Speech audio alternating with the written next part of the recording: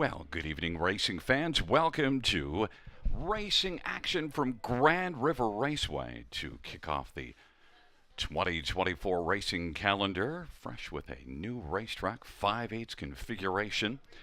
Our first dash will go to post at 6:30. That's in approximately 20 minutes. And coming up in just a moment, we'll have the changes on this evening's card of racing.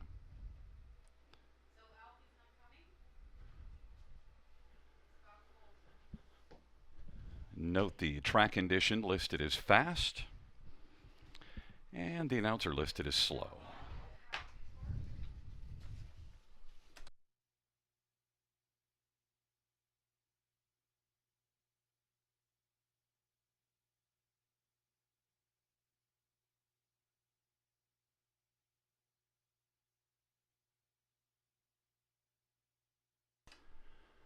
Fans note in race number 1, there are no changes. No changes in race number 1.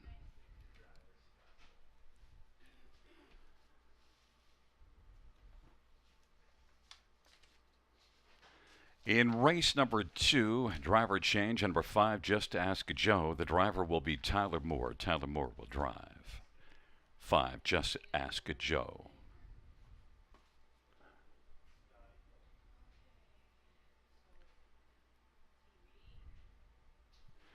In race number 3, number 4, Wheelie Good Drinker, the driver Brett McDonald. Brett McDonald drives. Wheelie Good Drinker. And number 8, Green Spring is Scratch. Scratch 8, Green Spring.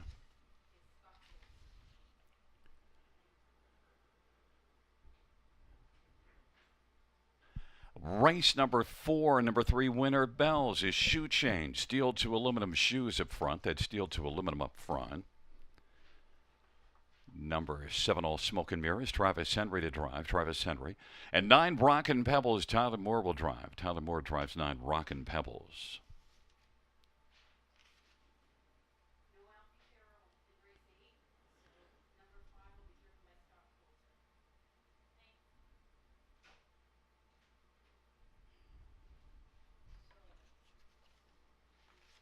Race number 5 has no changes.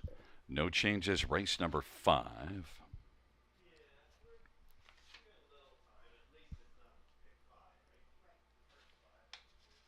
In race number 6, number 8, Faithful's Nola, driver to be announced, TBA on the 8 in the 6th.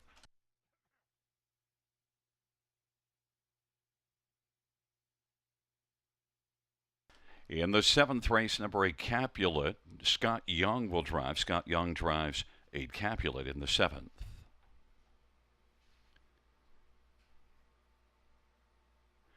In race 8, number 5, Ultimate Twix, the driver will be Scott Coulter. Scott Coulter will drive.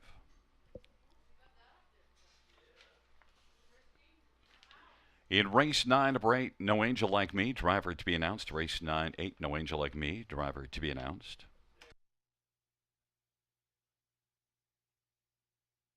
And race number 10, there were no changes, race 10. Once again, reviewing races 1 and 2. Race number 1.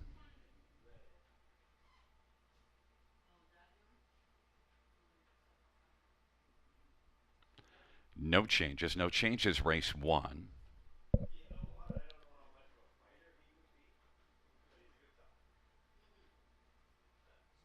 And the second race, number 5, Just Ask Joe, Tyler Moore will drive.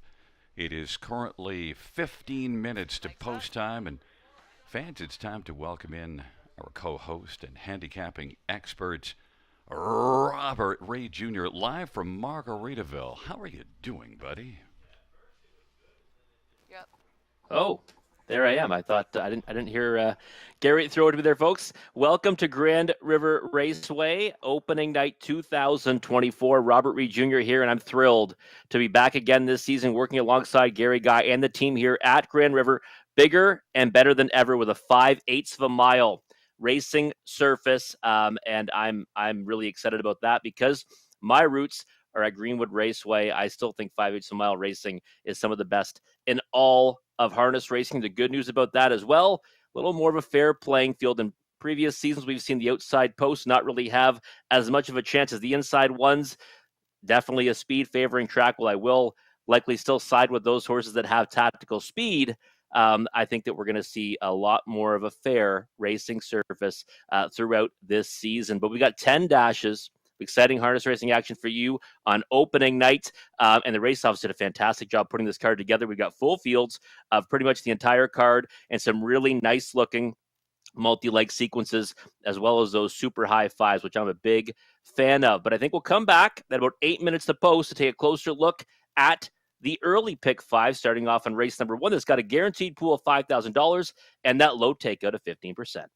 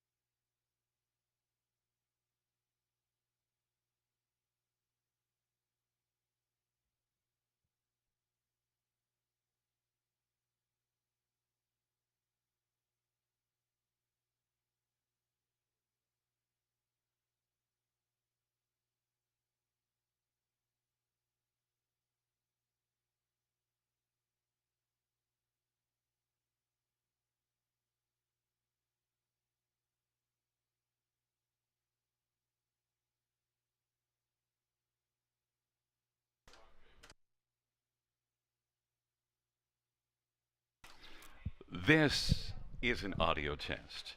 This is just a test. If this was for real, you'd hear a real announcer.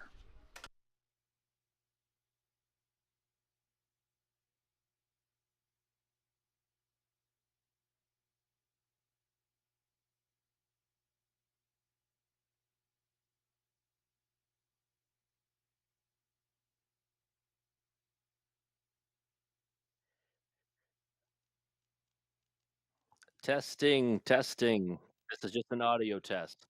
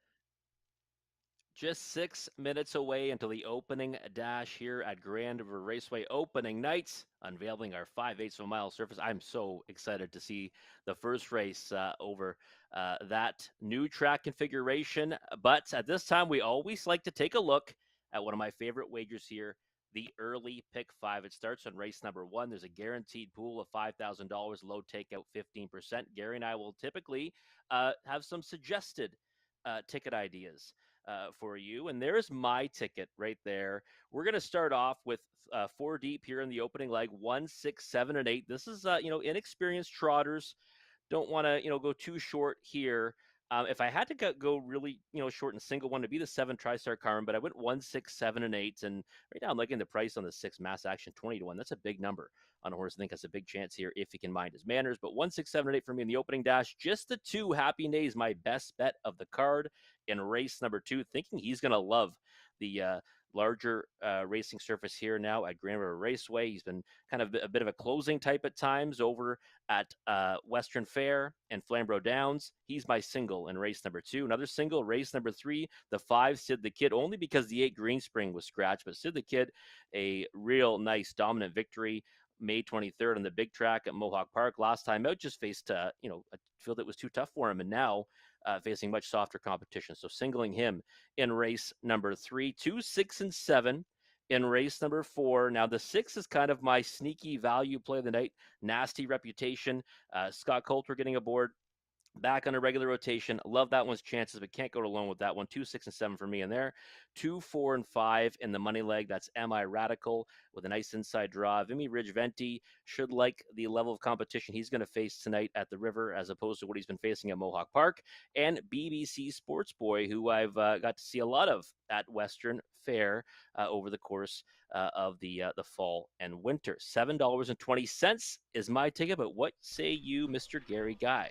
Well, I don't like the way we start off because we're identical in that first race. I don't like that. But look at, I saw your picks and I was going to take a closer look, and then I said, no, I'm not going to look. Just hey, you make your own picks and you stand on them. So we have the same thing there. But you know where in the second race I have the 2, 4, and 5, but actually the 5 is my top pick. But I went with 3 in there. I understand Happy Nays, but I want a little coverage. I think the 4 and 5 are also potential winners. Love Triangle and Just Ask Joe. Singled up in race number 3. I think you're correct. Sid the Kid, I think, is going to skate to victory there. And then in the 4th race, I've got a couple there. The 1 and the 2. So I did not take the outside 2 horses that you used, the 6 and 7, but I added Wicked Serena.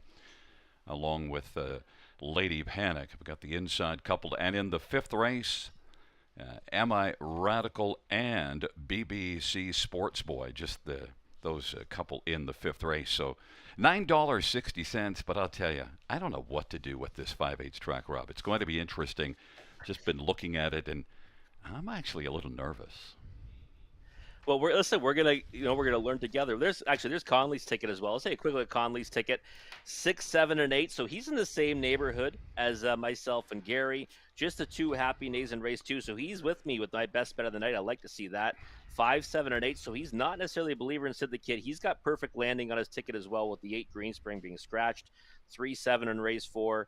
And 3, 5 to finish it off. Ticket gets a little bit cheaper with the scratch of Greenspring. But yeah, we're going to all kind of learn this surface together. 5/8 of a mile racing, though, it will promise a lot more action, I think.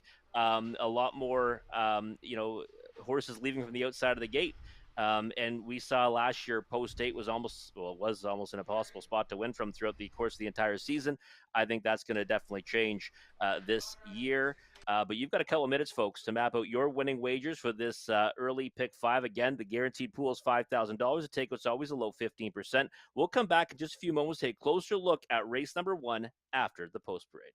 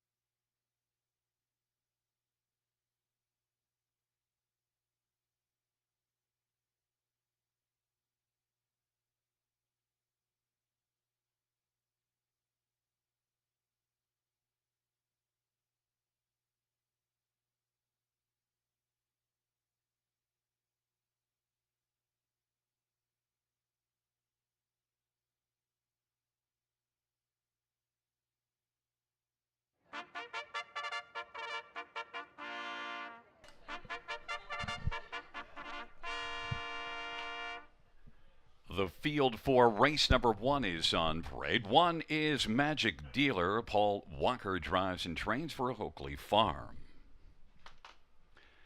Number 2 is Massive Tattoo. Bruce Richardson for John Holding and Morley Bosomworth.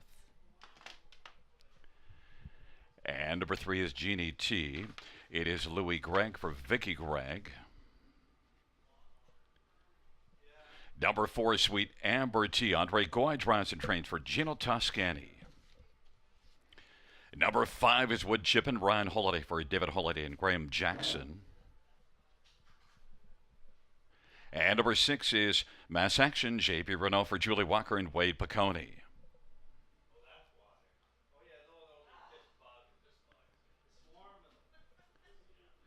Number 7, TriStar Carmen. Tattleboro for Andrew Cars.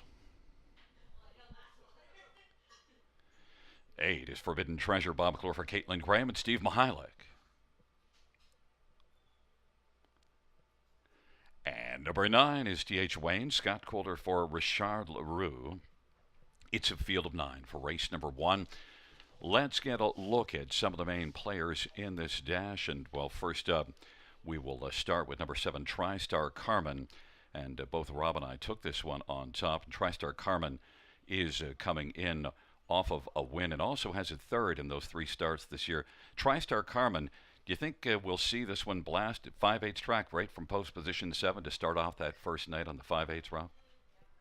Yeah, I mean, I think so, Gary. I mean, obviously the horse has made a miscue in a qualifier, a couple of qualifiers actually, but has been pretty sure-footed, right, in both those races at Flamborough. Now, the one thing I guess to consider is the time between starts. We usually like horses that are kind of on a regular rotation, but the one time I don't mind when a horse has missed about a month of action is when there's been a barn change or a change of connections between starts, and that's what we're seeing with the 7 TriStar Carmen here. So I think we're going to see that early speed get utilized. I mean, we talk about obviously the 5/8 to a mile surface opens up a lot of new possibilities, but I'm still going to want the horses that are going to be going forward off the switch because, as John Campbell once said, good things happen when you leave. So I do like TriStar Carmen in here. You see right now exiting the track, maybe for an adjustment. 8-1 on the board is pretty big overlay in my opinion.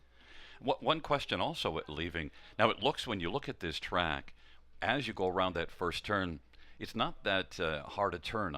Like, there's a lot of. It doesn't turn all that tight, so you might be able to just keep on trucking from the outside and not worry that you have to get over all that early.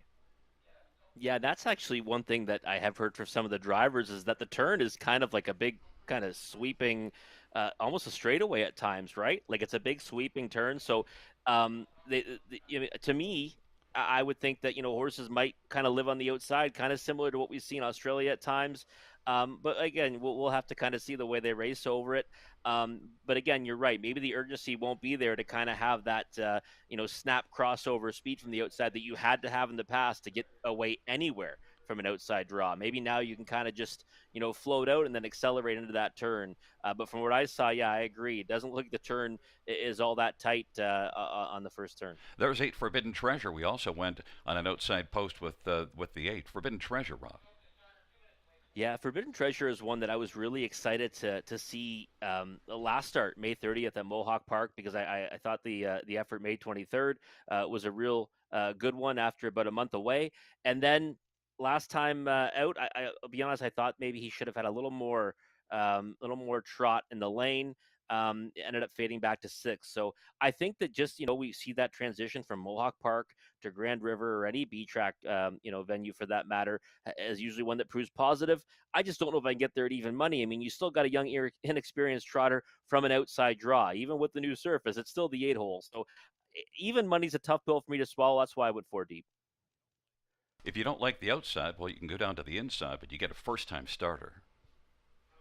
Yeah, Magic Dealer is interesting for me here. Strong trotting connections. Paul Walker for Oakley Farm, and that qualifier is a good one though, right? At Hanover. I mean, it's 204-2. Obviously, easy lead throughout. I like the last quarter on the end of it, 29-4. And we talked about in the past, Gary, consecutive faster quarters is something that's always going to kind of pique my interest, no matter what the final time is. So I like the connections. I think the horse has potential. Don't like, to be honest, the pole position for a young, inexperienced trotter. It's sometimes a spot they get a little bit hot, maybe jump it off. But I do think that Magic Dealer is one you have to have on your ticket. And what do you think? Mass Action, well, just had that one start this year and, well, made a break. So that's kind of tough to take. But you see some nice flashes of speed. 28-second final quarter in the qualifier, May the 10th. Yeah, that's kind of what I was looking at with this one, especially the fact that you're seeing 12-1 on the board. I mean, 5-2 morning line, knew we get a bigger price than that. However, I mean, 22-1 against the likes of Sweet Valley, Hungry Hill, Heaven's Count, those horses would all be, massive favorites against this group. We see just another 3 points come off the board in Mass Action down to 9-1. This is one that I'd probably watch, off the gate. If you're going to bet the horse flat, make sure the horse looks, pretty solid and sure-footed, because that break last time came very early and then he was distanced throughout. But I don't think he's without a chance in here. And to be honest, if I was, someone said to me, who's the best value for a win ticket right now, it's him at 9-1. I should mention that the 5 wood chipman has gone back to the paddock. If one of the 4 that you have on your pick 5 doesn't make it through and you get kicked out, where are you worrying about the most in terms of getting your your pick 5 ticket to go down the drain? It's real. I mean, any of them, right? I mean, it's interesting. We start off with kind of a tricky race, right, to kick off our season, to kick off the new 5/8 of a mile surface. It's maiden trotters, and like you've said in the past, Gary. Sometimes you just want to go searching for prices in these types of races because that's typically. The best spot to find them. I guess Wood Chippin, the horse that went back, to the paddock briefly, he was one that kind of, I was considering using on the ticket. And right now he's 11-1. Looks pretty smart out there, and other connections that I do like to get behind, the holidays. And I think right now, if this one can mind his manners, he can certainly make his presence felt throughout. Yeah, well, full disclosure, I originally started with taking them all, and then I thought, oh, come on. You can't do that. I mean, I know in a way, if you look at post 8 at even money and maiden trotters, if there's a spot to do the all and then just get wise, this is where you do it, but still. Yeah, I mean, I guess, listen, Bob McClure's here, right? I mean, he's in it to win it. I mean, he certainly knows the horse as well. But you're right. I mean, I think it would have been kind of neat to start off with an all. You know what? I don't even want to handicap the first race on the new 5/8. I'm just going to hit the all button. I know you would have razzed me pretty good if I had done that. So I wish you did. Yeah, and I could tell you that I thought we had more time because I thought, well, the horses are over on this side, so they've still got to get around to the other side. And then I realized, idiot. No, they're going to start on the other side. Rob, they're moving in behind the gate. Magic Dealer, Massive Tattoo, and Genie T on the inside. In the center, Sweet Amber T and Wood Chippin. And to the outside, Mass Action, TriStar Carmen, and Forbidden Treasure. And the second tier, T.H. Wayne. Field of 9, first race on the 5/8 track at Grand River Raceway to kick off the 2024 racing season. They're into the backstretch, approaching the start. Giddy up, Gary Guy. Field for race number 1. Moving into position.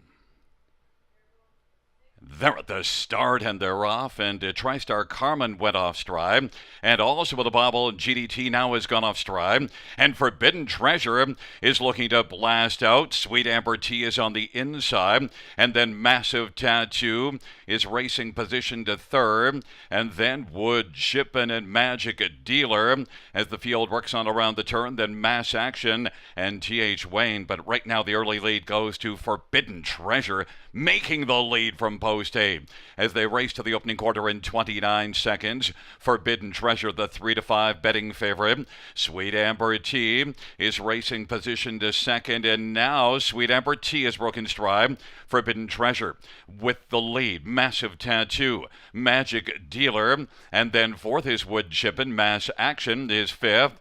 Racing on the inside, sixth is T.H. Wayne, and then it is back to Genie T and Sweet Amber T, and way back and out of it is TriStar Carmen. The field races on up towards the half and past the half in 101. On down the back stretch they go. Forbidden Treasure and Primetime Bob's got a lead of a length and a half. Massive Tattoo is second. Magic Dealer third. And then fourth is Mass Action. Working on the outside, Genie T now is moving up and is racing position to fifth. And then sixth is Wood Chippin. Then it is T.H. Wayne and Sweet Amber T. Forbidden Treasure still with a lead of a couple of lengths as they race their way onto the final turn. And it is Forbidden Treasure, and then Mass Action's racing position second on the inside. Massive Tattoo. Genie T is within striking distance now. 3/4, 131-1. Forbidden Treasure turns them for home. Mass Action, Genie T, and on the inside, Massive Tattoo, a late rush from Wood Chippin, but Forbidden Treasure is going to take the first race on the 5/8 at Grand River. Mass Action, then Genie T, and Wood Chippin. 2 minutes and 4/5 to Forbidden Treasure. Rob, we kick off the night 3-5. We got to see the 5/8 in action and a post 8 make it easily to the front. Yeah, it was. You know what? And you could see that the outside horses were not afraid, to leave there, Gary. And listen, we started off with an odds-on choice, so the wagering public will be happy with that result, I guess. Mass Action, who I thought was really good value, nice effort to be second there. Genie T, by the way, I think we got to put that horse on the watch list. That was a monstrous effort from that one after making a early miscue. But yeah, Bob McClure comes in to drive this one. And he's going to be the answer to the trivia question, right? I'm sure he's going to be happy as well to be that because he loves racing here at the River. I should mention that the inquiry sign is up pertaining to 3 Genie T in that break and stride, finishing in the top four. And also, the interesting thing, too, that I was thinking about is so what do we do at track records? Are we starting with a clean slate? It's got to be a clean slate. Yeah, right now the course record here is 2 minutes and four. Oh, Right? my. I mean, I thought you might make the joke, right? And the new course record, 2 minutes and Well, four. no, I never joke. I'm a serious, serious race announcer. Come on, man. You are. It's true. You are. I'm typically bad cop, and I'm the good cop. Yes. I'm the team player. You're not. Other thoughts that you have just on what you saw in that 5/8 overall? Well, I love. I mean, listen. I love the fact that we saw outside horses kind of get brought into it, and horses weren't afraid to go overland for a long way in the trip. But you know what? We're going to certainly have a learning curve here. We know that, Gary. But I think we'll get onto it pretty quick. Like I said, I cut my teeth at Greenwood Raceway, so the 5/8 of a mile surface is one that I love. There's Tony Elliott on his phone. Get off your phone, Tony. He's calling you just to say, how come you didn't take the 8 on top? Exactly. You know what? I deserve it. Going against Bob here in the opening dash over this service was kind of a silly move, and I'll probably hear about it later. Well, you and I were silly together. Back in front of us is number 8, Forbidden Treasure, prime time. Bob McClure, without a smile on his face, back in the winner's circle. Forbidden Treasure is a 3-year-old Cantab Hall Bay gelding by Steve Mihalik and trained by Caitlin Graham. Forbidden Treasure wins in a track record time of 2 minutes and 4/5.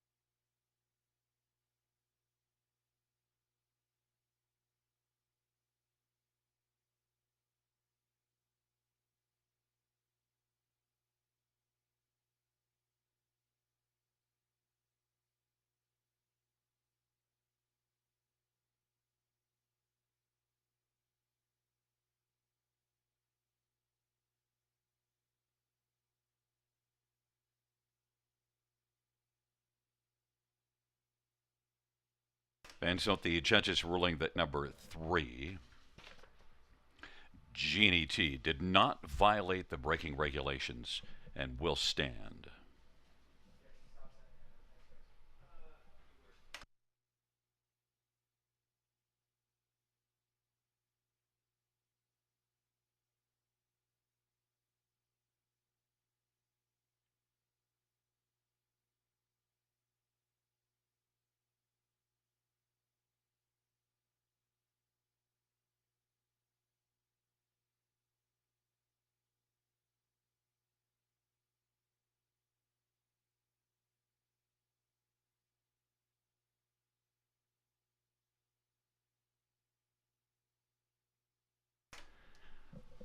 The first race payouts number 8, Forbidden Treasure, 340, 280, and $3. 6 mass action, 510, 593, Genie T, 640. $2 exactor, $19. Dollar try, 69.20. Dollar super, 354.10.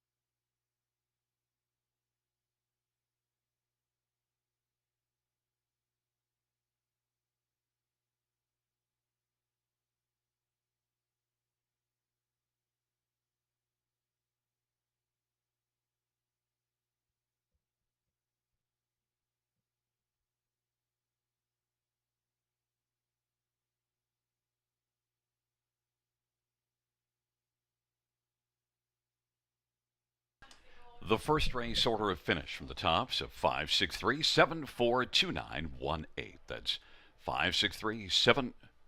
Let's start it again. 563 742918. Second dash is up next. Post time in 5 minutes. There's a look at a photo from the first. For show.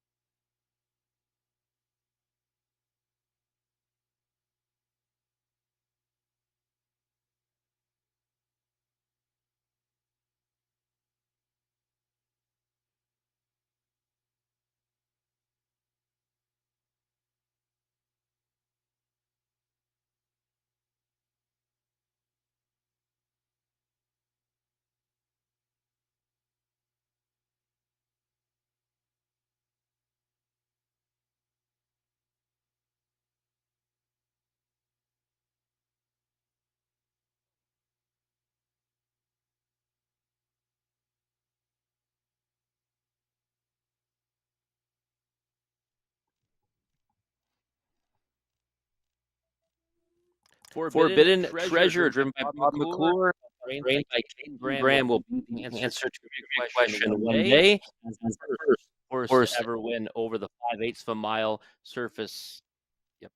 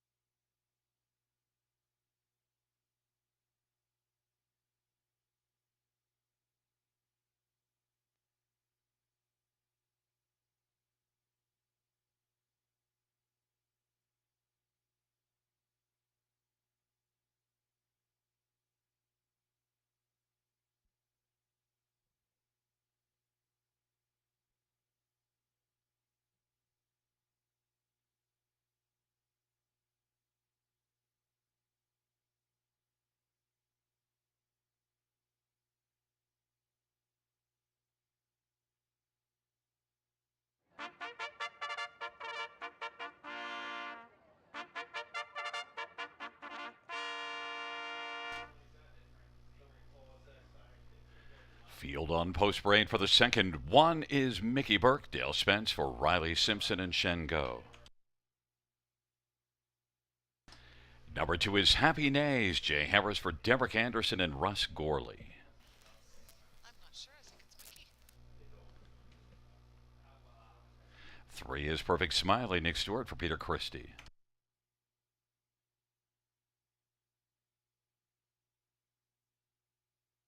Number 4 is Love Triangle,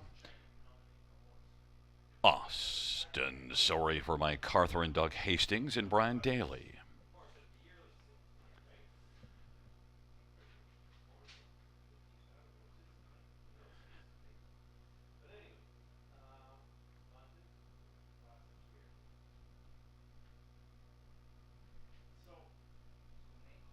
Number 5 is Just Ask Joe.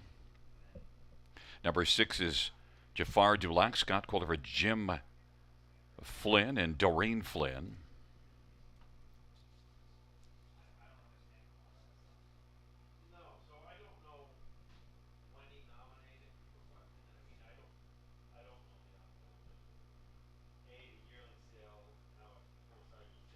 Number 7, Hands Off, Nose In, Scott Quilter, Gary Brevet, and Ashley Brevet Bohenick.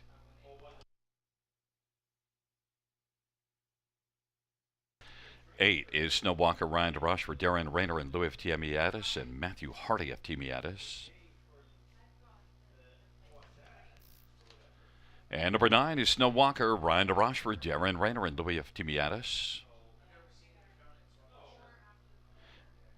9 is J.K.'s Henry, Sammy Fillion for Zachary Carroll and Charles Windsor and Helen Makaricus. It's a field of 9 for the second race. Tyler Moore drives 5, Just Ask Joe. And, well, we're going to ask Rob about his top pick. Number 2, Happy Nays. You're all over Happy Nays, and you got to be happy with 3-1. Not the favorite at this point. Yeah, I can't imagine that price sticking, Gary. But you know what? I'm a big fan of this horse. 8 starts for Derek Anderson so far. 7 of them were top 4 finishes, 3 victories over that span. And I just style of racing, I think, will be much better equipped over the bigger surface here now at Grand River. Really impressed with the way this horse is raced. And you look at a horse that's it was camera shy throughout his career, right? I mean, he's racked up 3 wins for Current Connections. He's only got 4 out of 40 lifetime starts, but he does have 14 on the board finishes. I think there's got to be money come for him before post time, because I think that there's not much between him and Just Gas Joe here. I thought he'd be the better price, so I'm more than happy to make him my best bet of the night. Well, and I did go the other way, but I do think that it is kind of between those two. The thing with Happy Nays, now we've seen that first race. I'll tell you, the post position inside advantage really isn't all that much of a difference, because, man, they have a long way to go. They can run a long way straight before they get to that first turn. Yeah, and you know what? I mean, it might even go the other way with it too, right? I mean, I don't ever. I think if I owned a horse and was looking, at the entries, I'd always want to see an inside draw. But we see on some of the 5/8 surfaces and certainly on the 7/8s that the inside actually is a disadvantage, because the horses on the outside can kind of get a little more momentum in their favor when they're coming crashing down on you coming into that first turn. So, and you know what? And Just Gas Joe is a horse that kind of fits that bill. He's got post 5. He's got speed off the car. I think that we're going to see it get deployed tonight. If he's 4-5 on the board right now, he fits in beautifully with this group. I just, kind of like the style of Happy Nays, for this surface today, and I like the price as well, 5-2 versus 4-5. I'll quickly get to number 6, Jafar Dulac, your third choice, and the last couple races were better. Yeah, one that's been on the improve. I mean, he's always been one that kind of picks up pieces.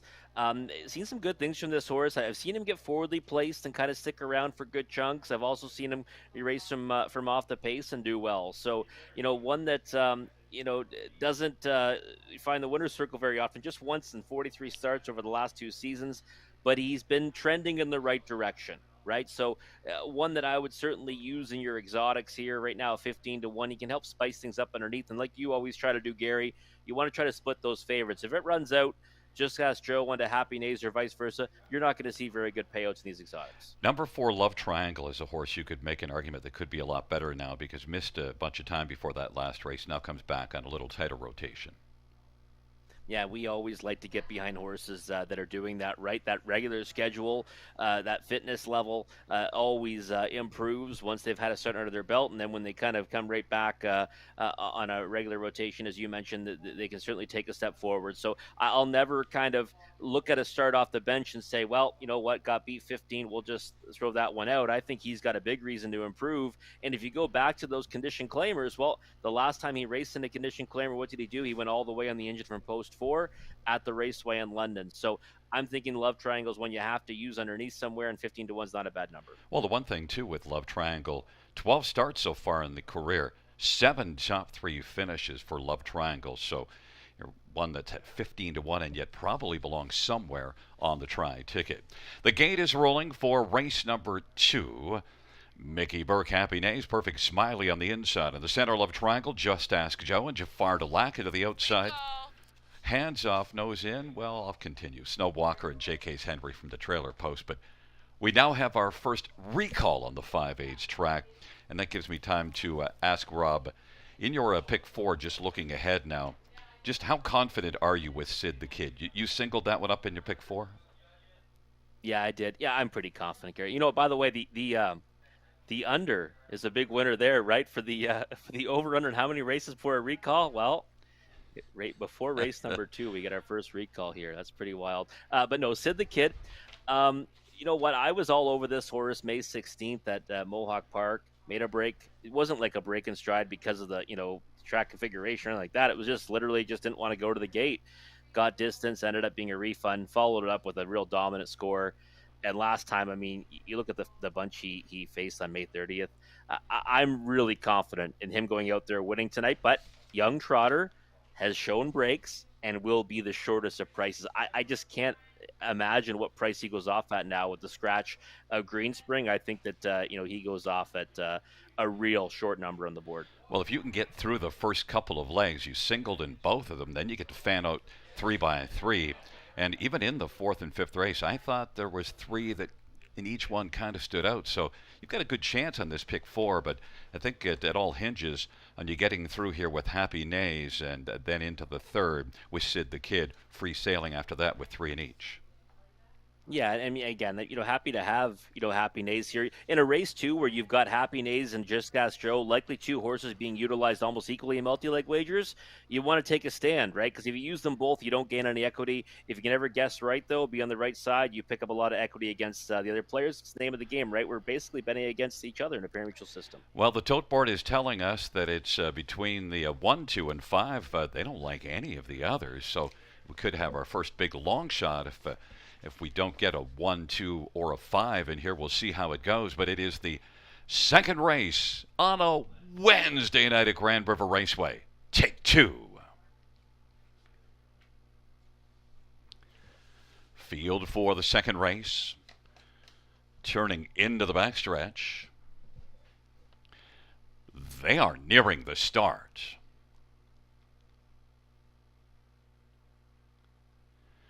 And the field for the second race is in position. They're at the start of the rough and getting out quickly as they work their way into the first turn, or actually down the backstretch. It is Love Triangle, Just Ask Joe, Jafar Dulac, and Happy Nays, and then it is J.K.'s Henry, Hands Off, Nose In, Mickey Burke, and back to Perfect Smiley, and Snow Walker's trailing the field. Just Ask Joe has the lead as they work their way onto the opening quarter. Love Triangle's racing second. Jafar Dulac is third, 27-1's the opening quarter. Then it's a gap of a couple of lengths, and Happy Nays is currently racing position to 4th. Then 5th is J.K.'s Henry. Back to Mickey Burke and Perfect Smiley. Hands Off, Nose In, and trailing the field is Snow Walker. And off that 27-1 opening quarter, they head up towards the half, and Just Ask Joe and Tyler Moore has the lead. Racing position second is Love Triangle. Jafar Dulac is third. Mickey Burke is first over. Still locked on the inside is Happy Nays. And JK's Henry is racing second over fifth. Happy Nays is sixth and locked down on the pylons in front of Perfect Smiley. And then it is back to Snub Walker and Hands Off Nose In. Just Ask Joe has the lead, but Mickey Burke and now Dale Spence on the outside getting up a little closer. 2 lengths off the lead off a half of 58. They head their way toward three quarters. And Love Triangle is racing third. JK's Henry. Jafar Dulac. Happy Nays is moved out and is kicking in hard. Has some ground to make up, but is coming full throttle now. Three quarters, 127. And it is Just Ask Joe as they turn for home. Love Triangle, Mickey Burke and Happy Nays on down the stretch drive they come.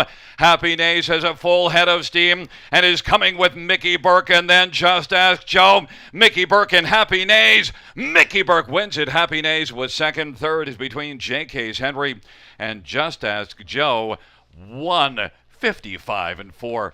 That's a track record, Rob. And, well, goodbye, Pick 4.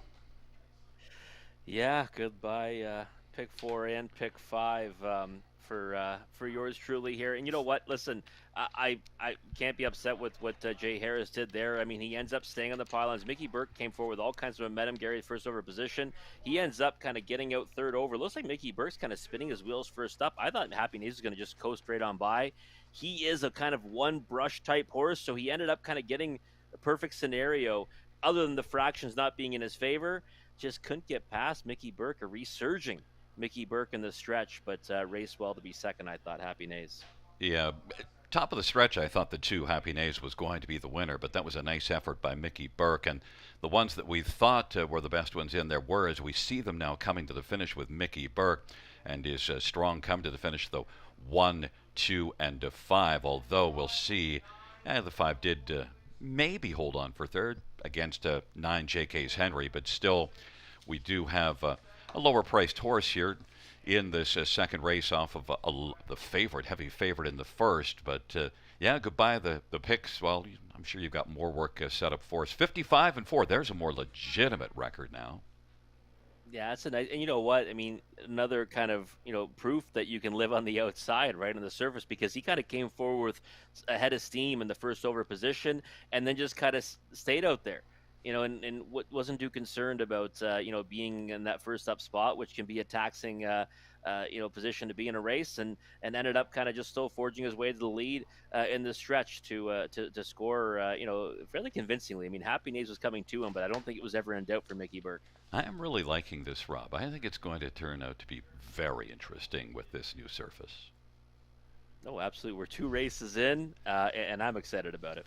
Back in front of us is number 1, Mikey Burke, Dale Spence for trainer Riley Simpson. The owner is Shen Go. 4-year-old Always Be Mikey, Bay Gelding. Mikey Burke victorious. 1:55.4. There is your new pace record, the mark to run at now. Mickey Burke, first win on the year and the 3rd win lifetime.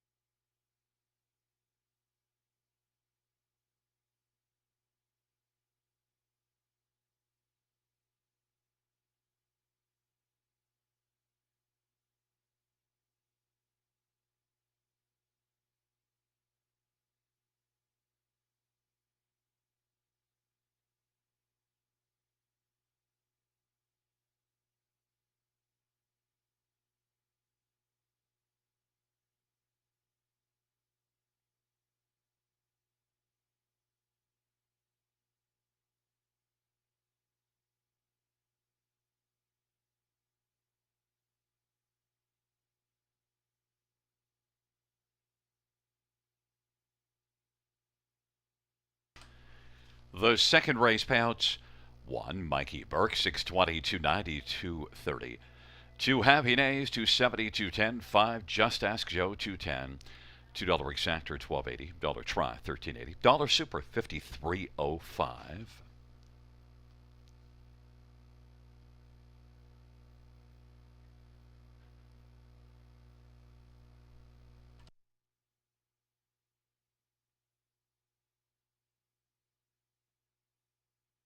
And the double of 8 and 1, $12.70.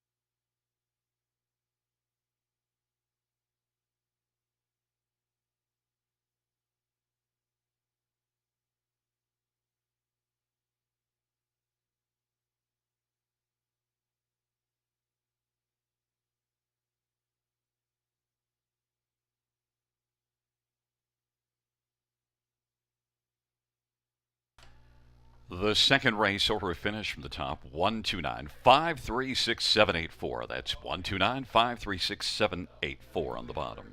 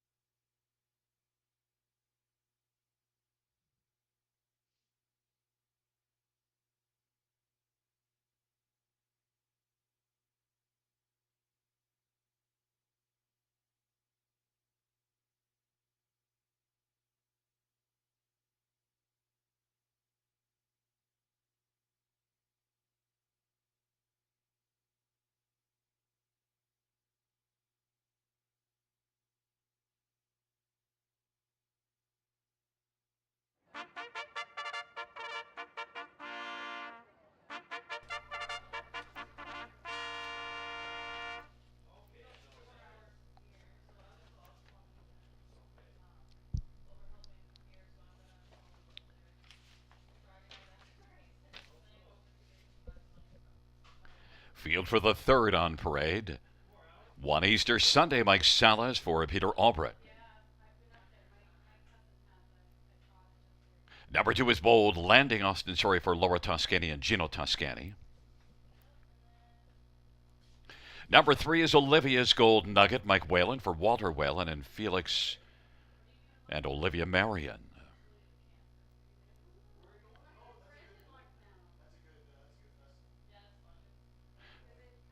Number 4 is Wheelie Good Drinker, Ron Waples Jr. for James Fullerton.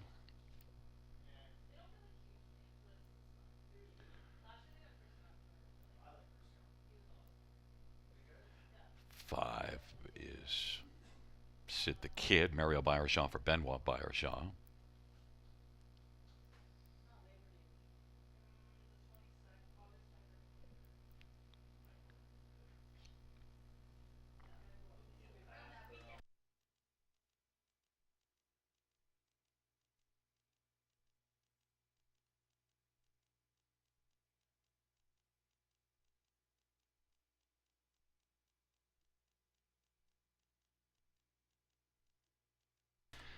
Well, Rob, we're just having a few bugs getting things ironed out, but so far we've had 2 interesting races, and there is a look at Sid the Kid.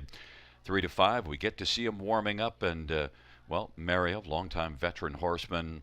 What do you think so far with what you see with Sid the Kid on the track? He looks fantastic on the track right now, Gary. He really does. He looks like he's pretty sharp out there. Smooth on his feet right now. And, there would be a time where we'd obviously be questioning, can they get around a half? But, I mean, this surface here, the 5/8 mile surface, looks like it's, plays out even bigger than other ones on those turns anyways. So I've got no concerns about that. And like I said, that victory May 23rd, it was as dominant as can be in 56-4. And last time out, you're going to beat, over 12 lengths in fifth, but you're facing Highland Kismet and some other nice trotters in there as well. We're going to see Highland Kismet now be one of the favorites in the good times. So I love Sid the Kid in here. The price obviously isn't too attractive at 3 to 5. And if you are, going to be using him on top in your exotics or betting him flat, you certainly want to do so off the gate because he made that break. Both of his last 2 breaks that he's made in his career were both before the start. Now, with a low price on top, you went to a price at 23 to 1 with Bold Landing. If you can get that, at least the exactor ticket would be decent. Yeah, I just thought that Bold Landing is one that is kind of intriguing, right? You get that inside draw, which we don't know if that's really going to be all that much of an advantage anymore. But last time Austin Surrey drove this horse, he was third in non-winners of 2 at Flamborough Downs. They got along pretty well on that occasion. The horse's best finish in his last 4 starts, anyways, and I think that this is one that you can certainly get onto the ticket somewhere, right? The bottom end of the maybe the exacta, certainly the try and super, and a 23 to 1 can help you create some value in a race where there's likely going to be a very short priced favorite with Sid the Kid. I went to Perfect Landing, and look, post position 7, but it might not matter. And Perfect Landing could land a good spot off the gate. Yeah, he's been racing well. Nice win last time. Now there's a 5,000 life at the Raceway in London. He's been bet down to favoritism in each of his last 2. Only missed by a neck to She Trots a lot, and that horse got up in the last steps on May 17th. Barn mates, right, with my second choice, Bold Landing, and Steve Hudon likely had his choice of the 2. I just thought that I'd take the bigger price and put that one further up, and that's going to help with the payout, right? We don't want this to run out all chalk, because if it does, we won't see much of a return. I'm glad that you took the 9 Had Me a Whiskey here, because I wanted to ask you just what we're going to think of post position 9. That has been a spot we have shied away from in terms of the win, not necessarily further down the ticket, but it'll be interesting to see how the trailer post plays out now on the 5/8 track with that long run to the first turn. Yeah, and lots of people asking before the card, hey, is it still a trailing post? Yes, it is. And the trailing post last year, remember, it wreaked havoc, on horses. Like they really was almost like they had no chance, almost as bad as post 8 last season here at the River. So not sure what to make of it yet. Not afraid to use Had Me a Whiskey because this horse has really kind of pulled up her socks and staying flat, and she got along well with Travis Cullen last time. So I think this horse has a chance to get a piece of it, Gary. But the trailing post, I'm gonna, kind of the jury's still out on that starting spot over the surface. Just on connections, Travis Cullen, Wayne Henry, I think you have to give this one at least a serious look. That's some good connections on that one. And they're taking up their positions with Easter Sunday Bold Landing and Olivia's Gold Nugget on the inside. Wheel a Good Drinker, Sid the Kid in the center. Dealing Double, Perfect Landing outside, and Had Me a Whiskey in the trailing spots. Field for race number 3 is at the start. And they're off, and blasting down the center of the track now comes out Sid the Kid with Perfect Landing to the outside, and then Wheelie Good Drinker, Dealin' Double, Easter Sunday, and then it is back to Bold Landing. It Had Me a Whiskey. Olivia's Gold Nugget is trailing the field. Sid the Kid, 1-9 on the board. Has a lead of a length and 3/4. Perfect Landing has landed a pocket ride, and Wheelie Good Drinker is racing position 3rd as the field will work their way off the turn. Easter Sunday is position 4th as the field will drive on towards us. Then back racing position 5th is Olivia's Gold Nugget, or rather that is Dealing a Double. Then it is Bold Landing. Had Me a Whiskey is still second from last, and Olivia's Gold Nugget is trailing the field. And they work their way up to the half of a 27-second opening quarter as Sid the Kid trotted a quick opening panel and takes them to the half in 58. Gets that 31-second second panel breather. And Perfect Landing is landing a good trip. And Wheel a Good Drinker now is going to belly up to the bar and drive first over. And now Had Me a Whiskey is moving on the back of Wheel a Good Drinker. And Wheel a Good Drinker now is flattened out. And then going off stride is Had Me a Whiskey. And now Olivia's Gold Nugget is moving out wide and is taken over 4th, and racing 5th is Easter Sunday, and then 6th is Dealin' Double, and 7th is Bold Landing. The 3/4 was 1:28. Sid the Kid, Perfect Landing, Olivia's Gold Nugget, and Wheelie Good Drinker and Dealin' Double as they race their way to the top of the stretch. And it is Sid the Kid as the field turns for home. Still looking very sharp. Sid the Kid, Mario looking around to see if there's anyone coming. And the closest in pursuit isn't that close. Olivia's Gold Nugget. Sid the Kid wins. Olivia's Gold Nugget second. Then Perfect Landing and Dealing Double. 1:57-2. Sid the Kid and Mario by Rob Strong all the way through the mile. Yeah, easiest kind of winner. Went down to 1-9 as expected.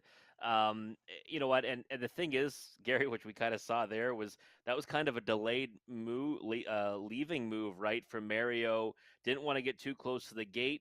Kind of was timing it, but was still like a length or two off it. Really, when the word go was happening, but he just kind of shot right down through the middle to emerge with the lead. And you keep talking about how big that move is to the first turn there on the backside.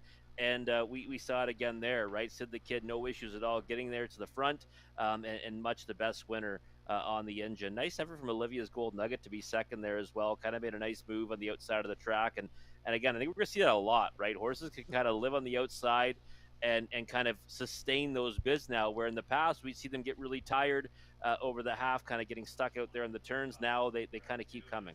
Yeah, actually leaving Sid the Kid, it was kind of like a delayed pass rush from the nose tackle in the center from post position 5, and then kind of faked everybody out, and then blasted on through as it was still open. Yeah, exactly. Yeah, no doubt about it. I mean, you know what, 57-2, by the way, too. That's a good, nice mile over this surface. We're not too sure where it's going to land yet for times, but it's real good effort from Sid the Kid. One that showed he's got some serious potential 2 starts ago. Yeah, and Perfect Landing did land that trip, but Olivia's Gold Nugget was able to come on nicely, and then we get Dealin' Double at least to get one on to a superfecta ticket at 60-1. I think the thing to pull out of that also, Sid the Kid, I thought even off a 27/4, still looks strong in the finish, Rob. Yeah, he did. Yeah, we were strong right to the wire, and you know what? Hopefully, Deal and Double will help those exotics pay because it's kind of pretty logical underneath. But so far tonight, we've seen the super and the trifectas pay pretty well. Back in front of us is number 5, Sid the Kid, a 3-year-old alarm detector bay gelding, owned by Tom and Elizabeth Rankin.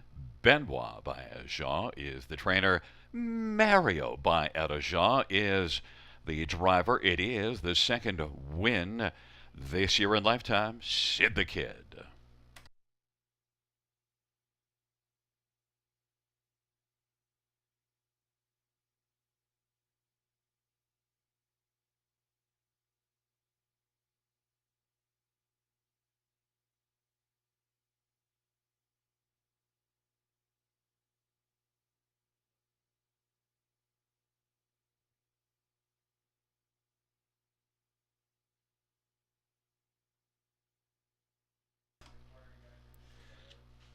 Fans note the inquiry sign will go up pertaining to number 7, Perfect Landing, as the judges reviewing racing action between Perfect Landing and Wheelie Good Drinker in the backstretch after the half.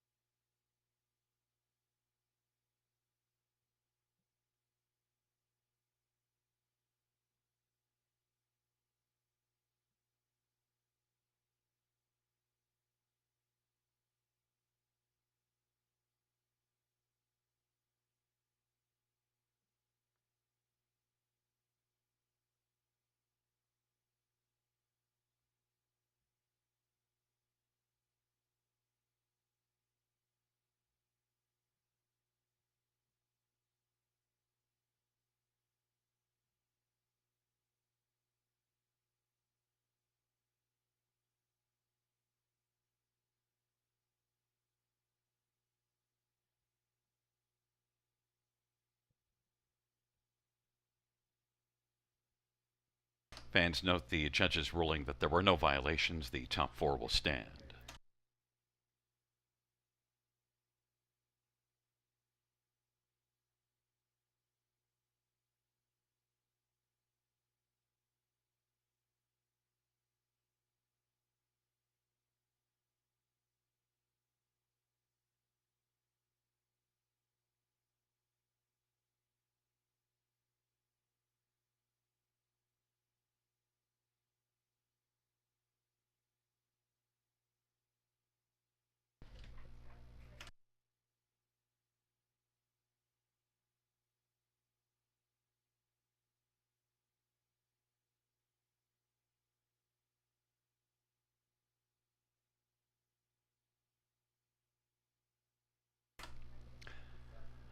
The third race payouts: 5, Sid the Kid, 220, 210, 210.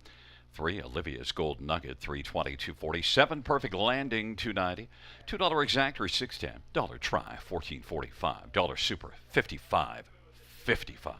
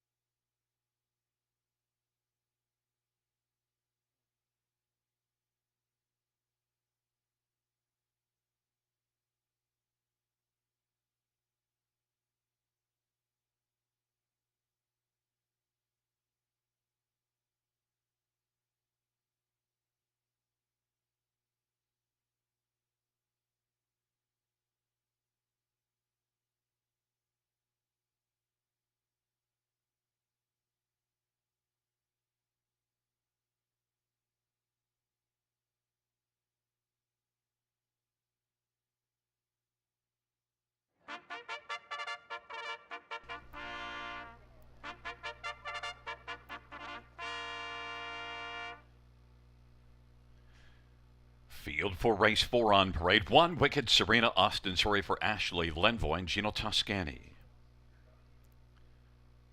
Number 2 is Lady Panic. It's Brett McDonald for Ryan Stewart and Lisa Stewart.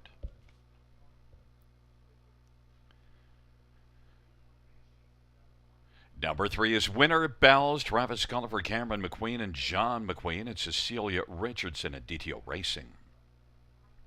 And 4, Full of Personality. Sammy Filia for Ashley Lenvoy and Gino Toscani.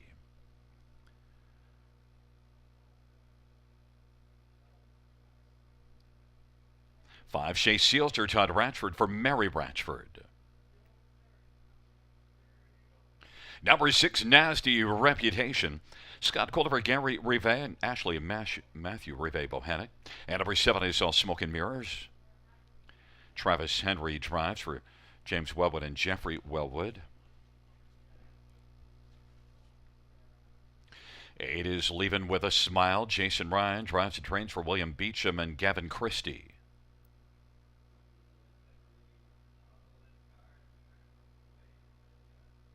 And 9 is Rockin' Pebbles, Tyler Moore for Marissa Miller and Ronald Ash and Mike McLaughlin. Field of 9, race number 4. Let's get a look at this field for race number 4. Rob, Nasty Reputation, 12-1 morning line, 11-1 right now. And your top choice. I think I see where you're going with this one, though.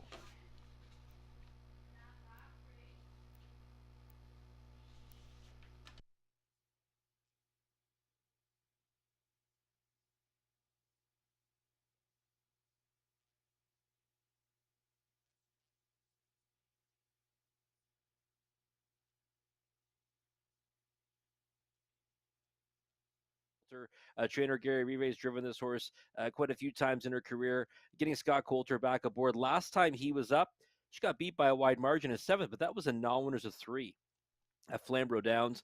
We've seen this horse do good things. She to me, I thought she showed a lot of ability early in her career. She then was holding her own in non-winners of 2 at Flamborough Downs in some of her efforts, and I think that this is a good spot for her tonight. I love when horses get to the condition claiming ranks, and last time out, I thought it was a good effort to be 4th. So I'll be betting this horse to win. Anything north of 8-1, just went down to 9-1.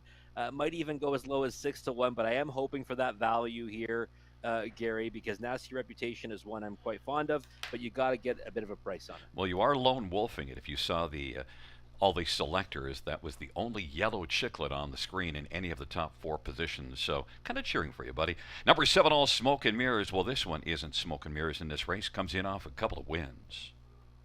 Now, you know what? She's been in really good form right now at Western Fair. Now, so in the condition claiming ranks, she's won 2 in a row there. Last time was even easier than it looks on paper. I remember her. You probably remember this start at Flamborough Downs, quite a while ago. She kind of won from an impossible spot. She got shuffled back on the inside, circled the whole field to win over that half-mile surface. And she's a horse that kind of caught my eye on that effort. And then kind of when she first went to the Raceway in London, I jumped on her bandwagon. It took her a couple of starts to get her first victory over that surface. But she's one that obviously is a major player in here. And you don't have to be afraid of that post 7 anymore, right? She's kind of a closing type to begin with.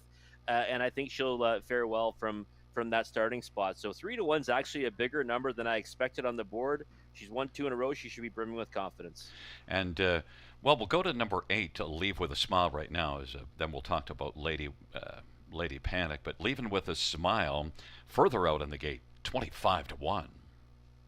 Yeah, monster price on Leave It With a Smile here, and you're looking at a horse that, I mean, obviously last time out, something went amiss. She ended up, falling as it was May 15th in the Prospect Series event at Western Fair. But again, I think this horse is plenty good enough to be competitive in this condition claiming event. It's going to be first start for Jason Ryan as a trainer, second start for him aboard as a driver. So there's reasons, to think maybe she can take a step forward. It's also her third start back after a layoff. Now, she has missed a few weeks between starts, but kind of one that if you want to get creative, 25-1, I don't think you can go wrong using that one in the bottom end of your exotics. Number 2, Lady Panic is interesting. I thought would be the favorite, likely favorite. Really good form right now, but if you look at the body of work in 20 starts, 2 wins, 6 seconds, and 8 thirds. Yeah, you know what? It's interesting because she was kind of that, you know, non-winning type, right? That camera shy type that was always right there in the mix. Then all of a sudden, in her last four, she racked up two victories. She's also got a pair of seconds over that span. So she's a horse that's always there. Her tactical speed is a big feather in her cap, but might not matter as much here on this surface from what we've seen tonight. But I think she'll still get a big chunk of it. I should mention you have Nasty Reputation at 10 to 1. I'm one better than that. Wicked Serena at 11 to 1 is my top one as they're taking up their positions. It's a field of 9 as they work their way towards the start. They're all in position. Field of 9, fillies and mares. And the field for the fourth race is at the start. And they're off and getting out well. Lady Panic, Winter Bells, Wicked Serena, and All Smoke and Mirrors now leaves on the outside and he is third. Then racing fourth, Wicked Serena, full of personality. Three wide still Shea Sealster. Then it is back to Rockin' Pebbles, and Nasty Reputation is currently racing eighth as they work around the turn. Winter Bells is sprinted out to a lead of about 5 lengths right now. Lady Panic is racing second, All Smoke and Mirrors third, and Wicked Serena fourth. And that opening quarter, if it's true, 25-3. Winter Bells is on fire right now and leads it by about 7 lengths. Lady Panic is second. All Smoke and Mirrors, and then Wicked Serena. And then for the back, we've got Shea Sealster as they work their way on up towards the half. And then as they race their way past the half, we'll see what the time is off that 25-3 opening quarter. 54-3. Winter Bells leading Lady Panic. There goes All Smoke and Mirrors now, racing on the outside third. Wicked Serena is fourth, and Shea Sealster is fifth. Full of Personality is sixth, and seventh is Rockin' Pebbles. Nasty Reputation and Leaving with a Smile is trailing, and now All Smoke and Mirrors has taken the lead as Winter Bells is dropped down to the safety lane and is backing away badly. All Smoke and Mirrors has the lead as they race their way towards the three quarters. Lady Panic on the inside. Wicked Serena has pulled up but not advancing. Three wide, Shea Sealter on the inside, full of personality. Nasty Reputation is kicking in late and has a lot of late pace but has work to do. All Smoke and Mirrors as they turn for home. All Smoke and Mirrors and Lady Panic, and Nasty Reputation is out wide. All Smoke and Mirrors, Nasty Reputation, full of personality. All Smoke and Mirrors is going to win it. Full of Personality was second. Then it was Shea Sealster, and Nasty Reputation 155-1. Rob, that was an interesting dash. I don't know if I believe it, but I guess you kind of have to. And also you think that's probably why the horse packed it in so badly. Yeah, I mean, again, those are absolutely, I mean, torturous fractions on the engine there. She was fired up, but I mean, only kind of makes you think it might be true is the fact that she has such a big margin and then shortened stride, just past the half there. But you know what? All Smoke and Mirrors, Gary, that's a monstrous price on that horse at 4 to 1. I thought she would get actually bet down to favoritism of her most recent form that she's been showing at the Raceway. But no, 4 to 1. Like I said, the post isn't something you have to be worried about because we see this surface here. You can get away from post 7. Plus, she's one that can kind of race from off the pace. I was getting real excited with Nasty Reputation. Just kind of didn't have the gears needed to kind of get into that place spot. I thought on the final turn, though, she was going to be second, but looks like she had to settle for fourth. Yeah, and then Full of Personality actually is one that's on the board at a bit of a price, 21 to 1 for the exactor, so it's actually going to be a nice ticket. And then you have Shea Sealster and Nasty Reputation. Yeah, no, it's really going to be a good one here. You've got a couple of 9 to 5 shots that end up missing the ticket completely, and I always say it's not who wins, it's who gets beat or who misses the ticket. And with a couple of 9 to 5 shots missing the ticket, you're going to see some big payouts in the trifecta. Well, the exacta for sure, the trifecta and the super. So All Smoke and Mirrors, kudos to those who backed her at 4 to 1. Again, that's a price that I didn't dream you'd see on her. I thought she'd be half that. We both took a flyer, and yours raced well enough to come back to next time out, and mine, Wicked Serena, expected more and was reasonably forwardly placed, but just did not really kick in once Wicked Serena stepped to the outside. Yeah, I didn't have it tonight, but you know what? It kind of a tricky race, right? One of those ones that you might want to look past for a lot of these ones next time because I mean they're trying to chase fractions that were just kind of beyond their means, we'll say. But in any event, there's all smoke and mirrors coming back with the victory. And in front of us, all smoke and mirrors. Travis Henry with the winning drive, a 3-year-old better than Cheddar Bay filly. Owned by Jeffrey Wellwood of Toronto. James Wellwood is the trainer. It's the 4th win this year and the 5th win lifetime. All smoke and mirrors, 3rd win in a row.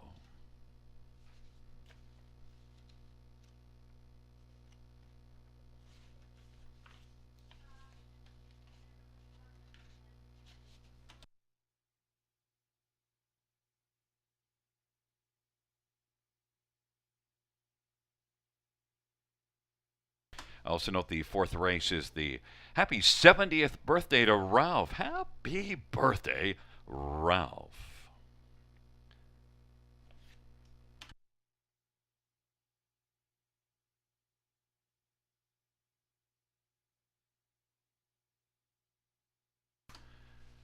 The 4th race payout, 7 all smoke and mirrors, 10, 20, 580, 450, 4 full of personality, 1830 and 1170 and 5 Shea Sealster $6, $2 exactor, 260.70, dollar try, 501.50, $5 super, 1679.60.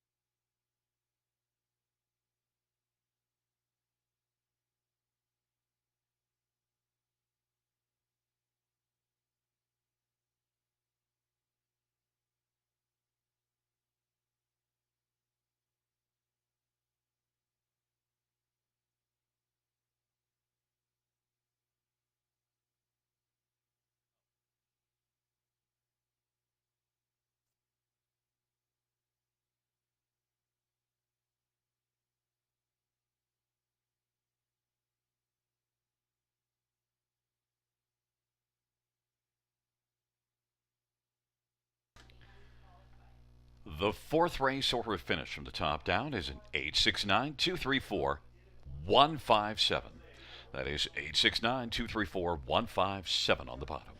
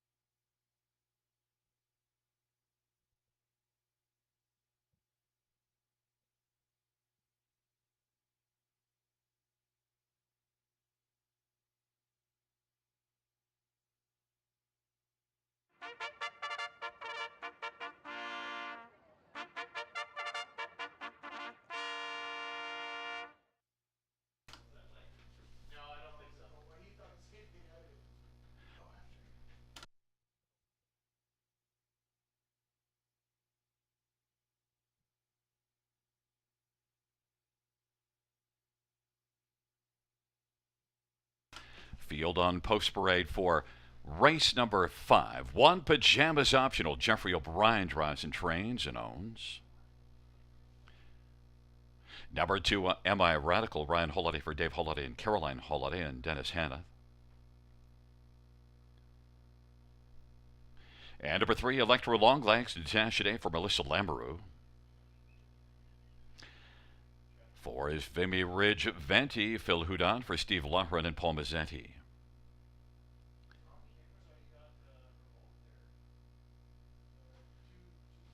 5 is BBC Sports Boy, Colin Kelly for Jason Lippy and Joyce Empey.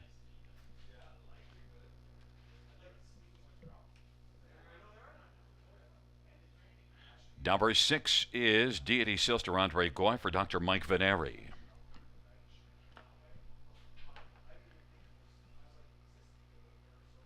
Number 7, Magic Hush, Travis Henry for Dr. John Chandler.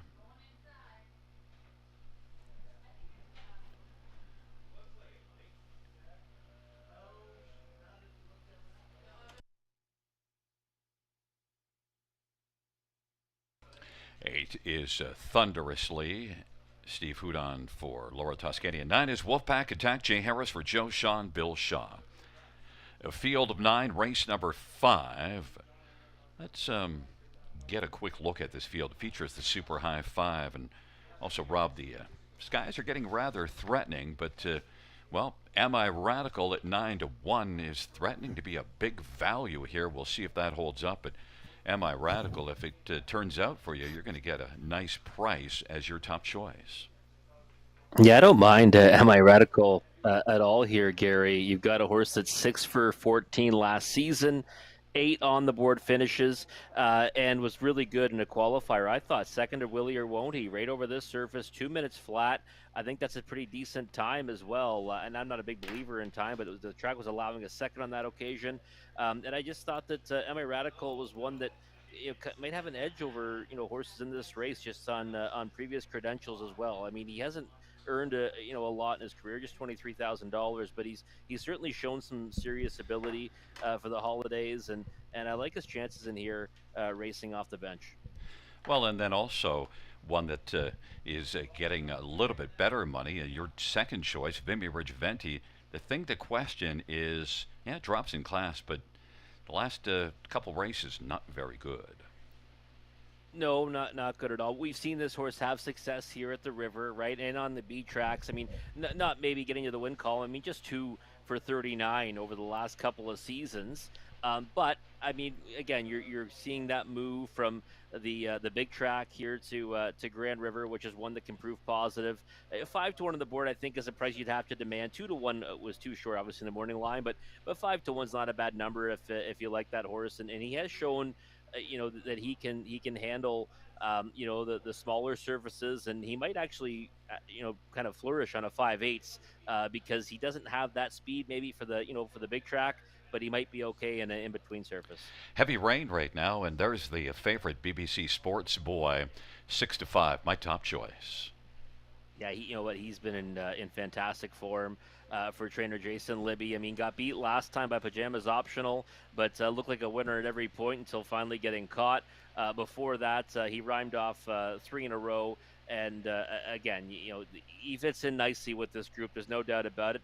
It's the price though, it's 6-5. I mean, you never really want to go too crazy on a 6-5 shot, Gary. But obviously, he's the one to beat in here. But I thought there'd be some better value elsewhere, and we're getting it right now with Am I Radical and Vimy Ridge Venti. And a final thought: Pajamas Optional gets the inside. Not sure if it matters that much anymore, but certainly has form. You know what? I'm going to go back and watch all these replays after the night is over. But for me, it looks like the inside draws might be at a disadvantage right now from what I've seen so far tonight. So we're going to keep close tabs on that. Horse that I thought looked fantastic in post parade. 7, Magic Hush. And you know what? He's been racing in onwards of 3 at Flamborough Downs. This might be a little bit of easier spot for him. Maybe worth a look at 12 to 1. Raced really well at Flamborough last time out also and came from off the pace to get onto the ticket. Taking up their positions, Pajamas Optional, Am I Radical, Electro Longlegs on the inside. In the center, Vimy Venti and BBC Sportsboy and Deity Sealster. To the outside, Magic Hush and Thunderously in the second tier, Wolfpack Attack. It's a field of 9 under an attacking rain as they're turning into the backstretch, approaching the start. And the field for the 5th race is at the start of the rough, and Wolfpack Attack is well back at the start. Electro Longlegs, and on the outside, Magic Hush is going to blast. Magic Hush, Electro Longlegs, and also Am I Radical and Pajamas Optional. BBC Sportsboy is racing into the front 5. Vimy Venti, then it is Deity Sealster, Thunderously, and Wolfpack Attack. Am I Radical now for Ryan Holiday is happy to make the early lead. Pajamas Optional right now is racing in the pocket. Then it is Electro Longlegs who travels position 3rd as the field comes off the turn. Then it is Magic Hush who's racing 4th. Then we've got BBC Sportsboy and Vimy Venti. Now Electro Longlegs has the lead, 27-3 the opening quarter. Am I Radical is 2nd, Pajamas Optional 3rd. Magic Hush is racing 4th, and BBC Sportsboy, Vimy Venti, and Deity Sealster. And then it is back further to Thunderously and Wolfpack Attack trails. They head to the half of a 27-3 opening quarter. Electro Longlegs leads a length and a half, and now BBC Sportsboy is moving up quickly. BBC Sportsboy is going to charge up and challenge Electro Longlegs, and BBC Sportsboy 1-2 on the board is going to surge to the front. Electro Longlegs is racing position to 2nd, and then on the inside, Am I Radical is still on the pylons 3rd. Pajamas Optional now in the center of the track is trying to streak up into contention. Vimy Venti 3 wide. Then we've got Magic Hush and Deity Sealster. BBC Sportsboy leads by about 3.5 lengths, 3/4, 128-4. Vimy Venti 3 wide closes some ground. Pajamas Optional, Electro Longlegs, and Am I Radical? But BBC's Sportsboy, as they come on down the stretch, Vimy Venti, though, is coming quickly. BBC Sportsboy is going to win. Vimy Venti 2nd, Pajamas Optional 3rd. Then Am I Radical and Magic Hush. 158-3. BBC Sportsboy in a driving rain. 1-2 on the board. We get a heavy favorite in the first leg of the pick 5 and then the final leg, but some other prices in between. But that was an impressive outing for BBC Sportsboy. Oh, it really was. You know what? And that's the way he's been racing at the raceway, Gary. And you know what? Kind of, good patience shown by Colin Kelly there. Just kind of settles away and then makes a move at the middle stages, and he was gone. I mean, you see here, Vimy Venti is cutting into the margin, but it's still easy as pie here for BBC Sportsboy. And even though we've got that extreme rain right now, the favorite comes through at odds of 1-2 to close out this pick 5 sequence. We get the inside 5 of 5-4-1-2-3. But BBC Sportsboy makes that move and then clears to the front and was really gone. But actually, Vimy Venti, that's one to watch, actually was closing nicely.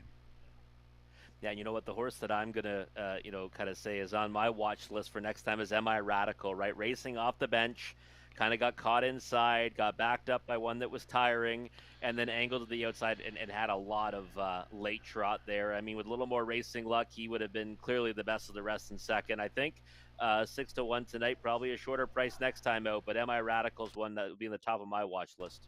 It was a very strong effort, and we did get to see the one Pajamas Optional with that post position one at least get onto the ticket. But we have a whole different way of looking at these races right now, and we did see some speed from the outside so far this evening. We'll be following that, Rob, as we monitor how things shape up. Of course, the rain will add an extra element for us to a handicap as well. BBC Sportsboy coming back in front of us. 4-year-old Wheeling and Dealing Bay Gelding, owned by Joyce Empey and Jason Libby. Jason Libby is the trainer. Colin Kelly, the winning driver. It's the sixth win this year and the eighth win lifetime. BBC Sports Boy.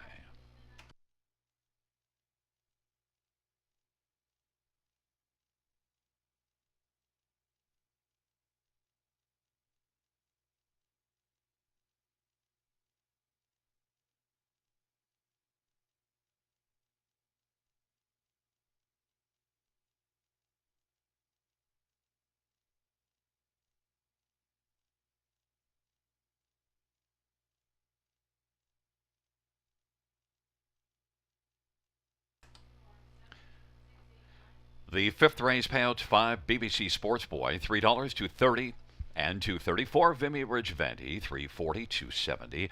One pajamas optional, 390. The exactor of 5 and 4, 1090. Dollar Tribe, 1975. Dollar Pick 3, 2135. And the Pick 4 dollar ticket, 65.95. Dollar High 5, 144.05. Note the dollar Pick 5 is 240.40.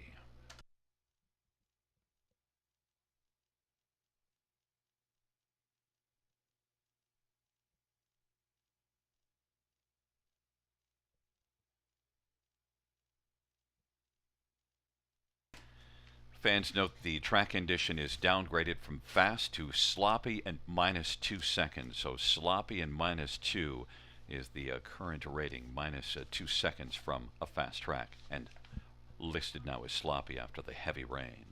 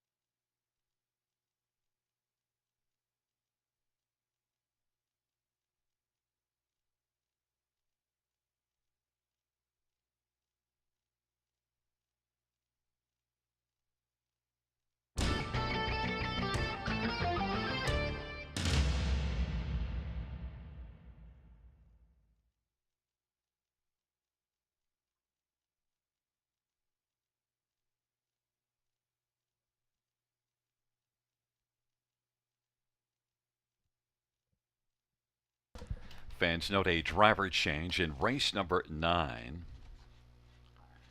Number 8. No Angel Like Me. It'll be Scott Young. Race 9, 8. No Angel Like Me, Scott Young to drive.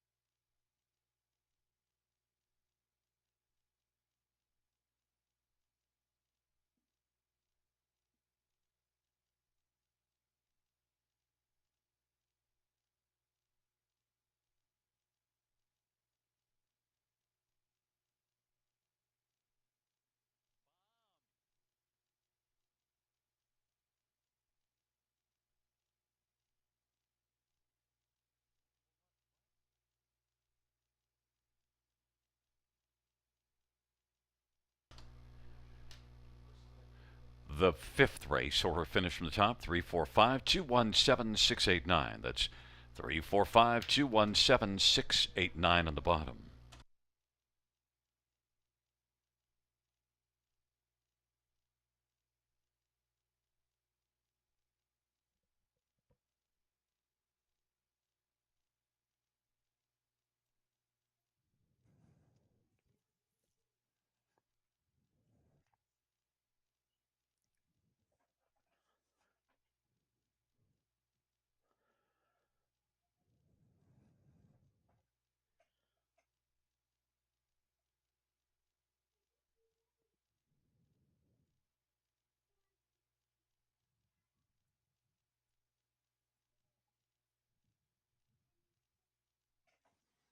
Yep. Gary, or no ticket? Okay.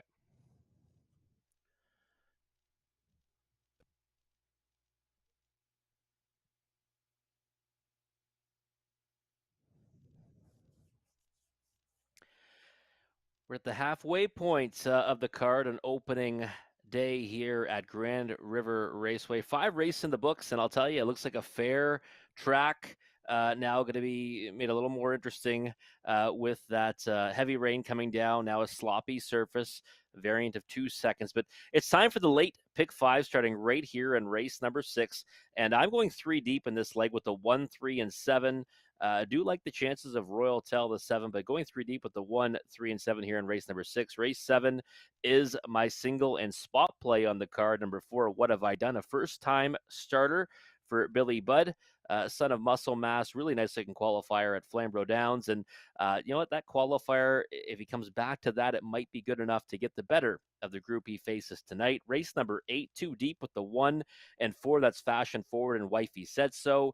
Race 9, the 3, 6, and 7, Wallanack, PL Quinella, and Prince Archie from Post 7. He has been winning in bunches at the Raceway, 4 in a row there. Now we'll try to keep that streak alive here at the River, like his chances tonight.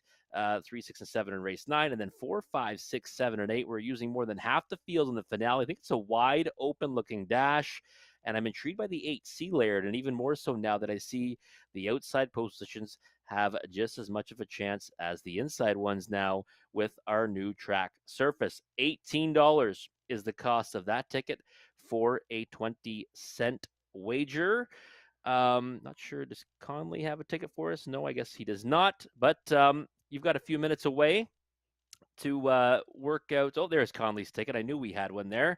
Conley likes to hammer these multi-leg wagers as well. He's got the 1, 3, 7. We agree in the opening leg here. 4, 5, 6, and 9 in that maiden trot on race number 7. 1, 2, and 4 in race 8. So we're kind of seeing things kind of similarly in some of these legs. 2 and 7 in race number 9. So he likes Prince Archie, but he's using landing pad. Where I like Wallanack's chances in there to go with Prince Archie. And race 10, well, a race that I think is wide open. He is singling up on He's Got Swagger, the 52-time winner with over $300,000, made $14.40 for his pick 5 ticket. We got just a couple of minutes to map out your winning wagers for the late pick 5 starting right here in race number 6. We'll be back in just a few moments to take a closer look at the upcoming dash.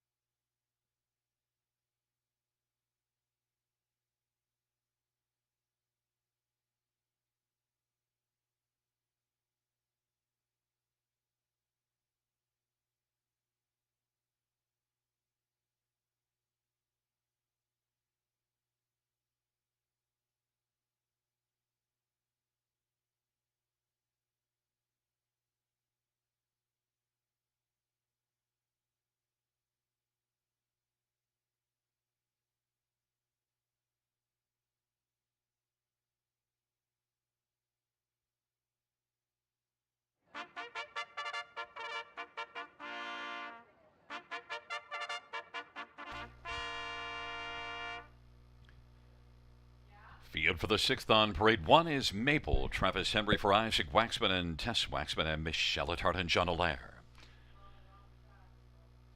Number two is Snake Eyes. Dale Spence for Riley Simpson and Shen Go.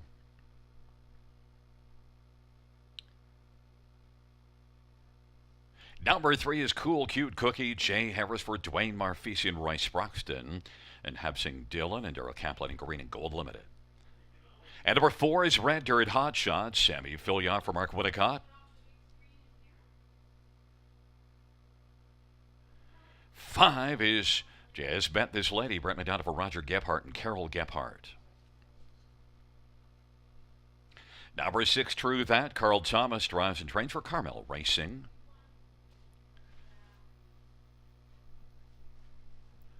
Number seven is Royal Tell. Travis Cullen for Jody Cullen and A1 Stable. And eight is Faithful's Nola. Garrett Rooney for Ernest Nucio. Field of eight, race number six. Let's get a look at this sixth race, kicking off the late pick five. And, well, Rob, although I went with three Cool Cute Cookie, I do understand seven Royal Tell, and as you mentioned, now the post position is less of a concern in your mind, but you took this one before it was a concern, before you realized it wasn't much to think about here. Royal Tell, for me, what makes it difficult for me to go against this horse is Jody Cullen. I watched Jody at Flamborough win tons of races. Yeah, absolutely. Team Cullen always comes to play, whether it be the River or the Raceway or Flamborough. I mean, even at the big track at Mohawk Park. But they usually come and they mean business and rack up the victories on the bees when they do. So Royal Tell for me. Here's the thing, Gary. Last two starts, that's really good competition she's facing at the Raceway in London. Layla Blue was the winner of that dash.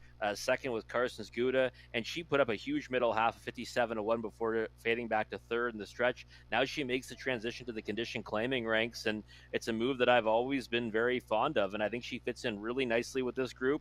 And you're right. I feel even better now about post 7, realizing that it really isn't that big of a deal at all. So no surprise she's 9-5, and I think if I was going to go it alone here, it would be squarely on Royal Tell. Get that pricey group a little bit, she'll be worth a win ticket as well. One thing about Cool Cute Cookie, though, you're getting a lot of consistent form, and a 7-time winner this year in 18 starts, now sent up by Dwayne Marfisi, before had been with Richard Moreau.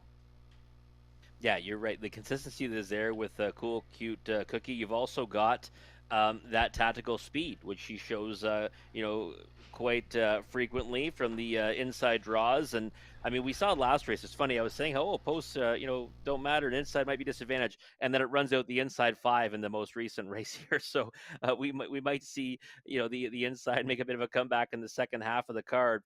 But Cool Cute Cookie. Yeah, big time player. And you look at who she's been racing against as well. Caesar Shot, Exotic Dragon. I think we'd be more than happy to take those ones against this group. So I kind of thought that those two stood out to me. Royal Tell, Cool Cute Cookie. But Maple with the pole position is going to probably be heard from as well. And number one, Maple, as you mentioned, with that inside position. How about two Snake Eyes Hanover? Dale Spence already has a win. And this is one that at London raced pretty well last time. Yeah, definitely did. Kind of an interesting horse, right? I mean, does pretty well when gets put under the race. Doesn't really have, the ability to kind of close from out of it. So I think you're going to see this one try to get forwardly placed. And I think best route to victory is sitting an inside trip and hoping for daylight in the lane or in the late stages. We've seen that, though, right? We've seen there be a little bit of space out there for horses to maneuver, whereas in the past, I mean, if you weren't in a good spot on the turn for home, you'd likely be up against it here at the River. So I think that with a good draw, or with a good spot off the gate, Snake Eyes Hanover can be a part of it. And just as we're getting close to post time, I owe an apology to the owner of 4 Red Dirt Hotshot. I didn't mention the owner's name because in the hurry in the post parade, I couldn't figure it out, but it's Chomping at the Bit Barn Grill in Rockwood, and I just wanted to make sure that they got their name mentioned because I don't need people mad at me. I'm doing the best I can, and sometimes it's not good enough. But shopping at the Barn Bit Grill from Rockwood, the owners in 4 Red Dirt Hotshot as Field of 8 take up their positions, and it is Maple and Snake Eyes Henry and Cool Cute Cookie on the inside. In the center, Red Dirt Hotshot, Jazz Bet This Lady to the outside, True That, Royal Tell, and Faithful's Nola.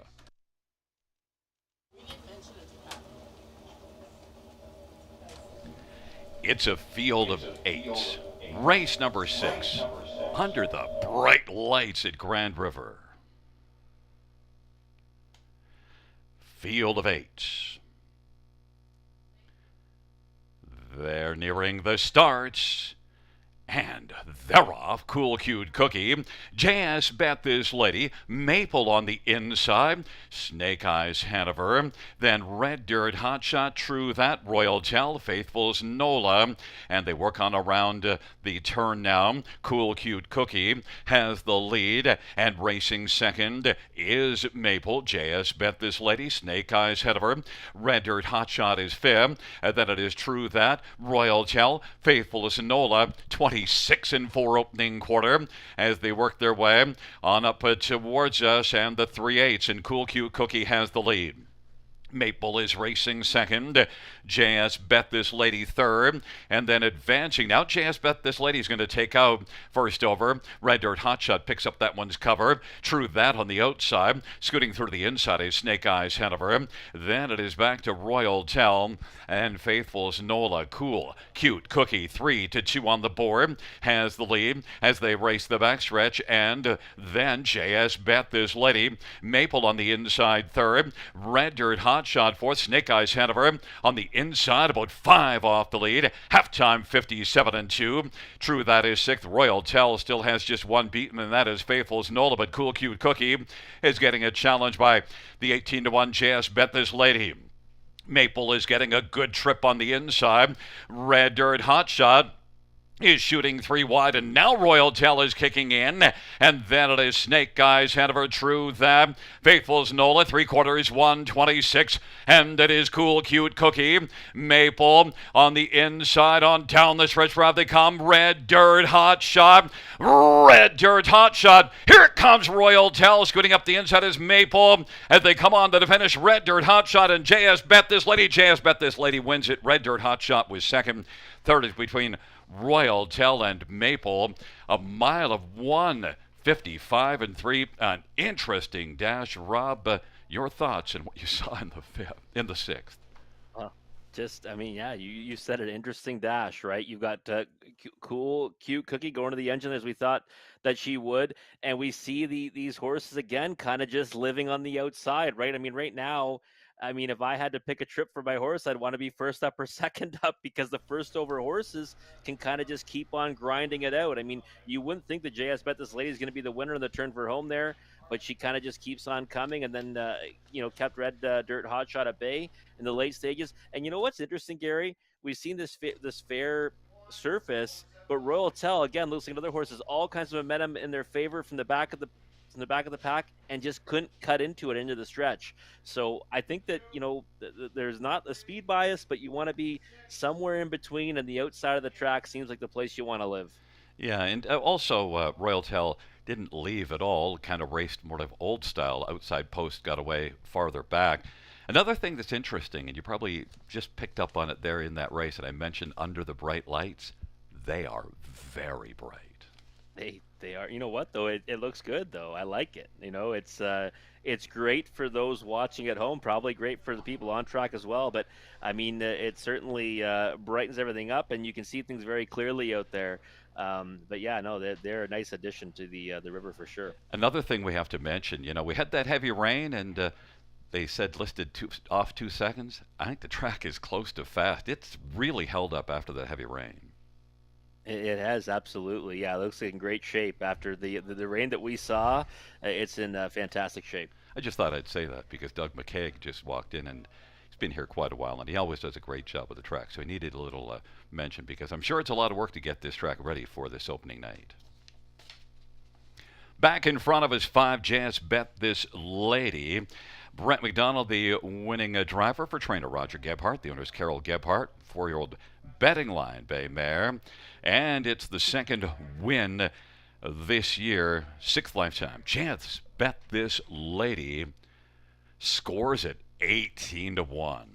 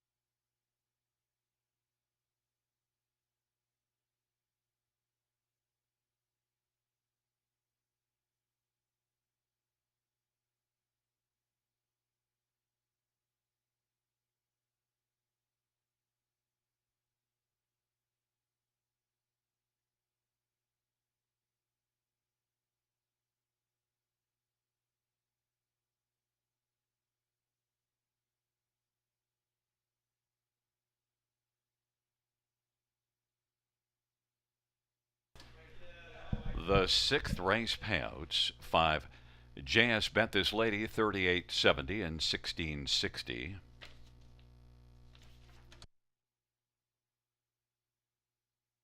Note there was no show money in JS Bet This Lady. 4 Red Dirt Hot Shot 13.80 to place, no show money. 1 Maple, no show money. $2 Exactor 281.20. Dollar Try 455.85. Dollar Super 1745.20.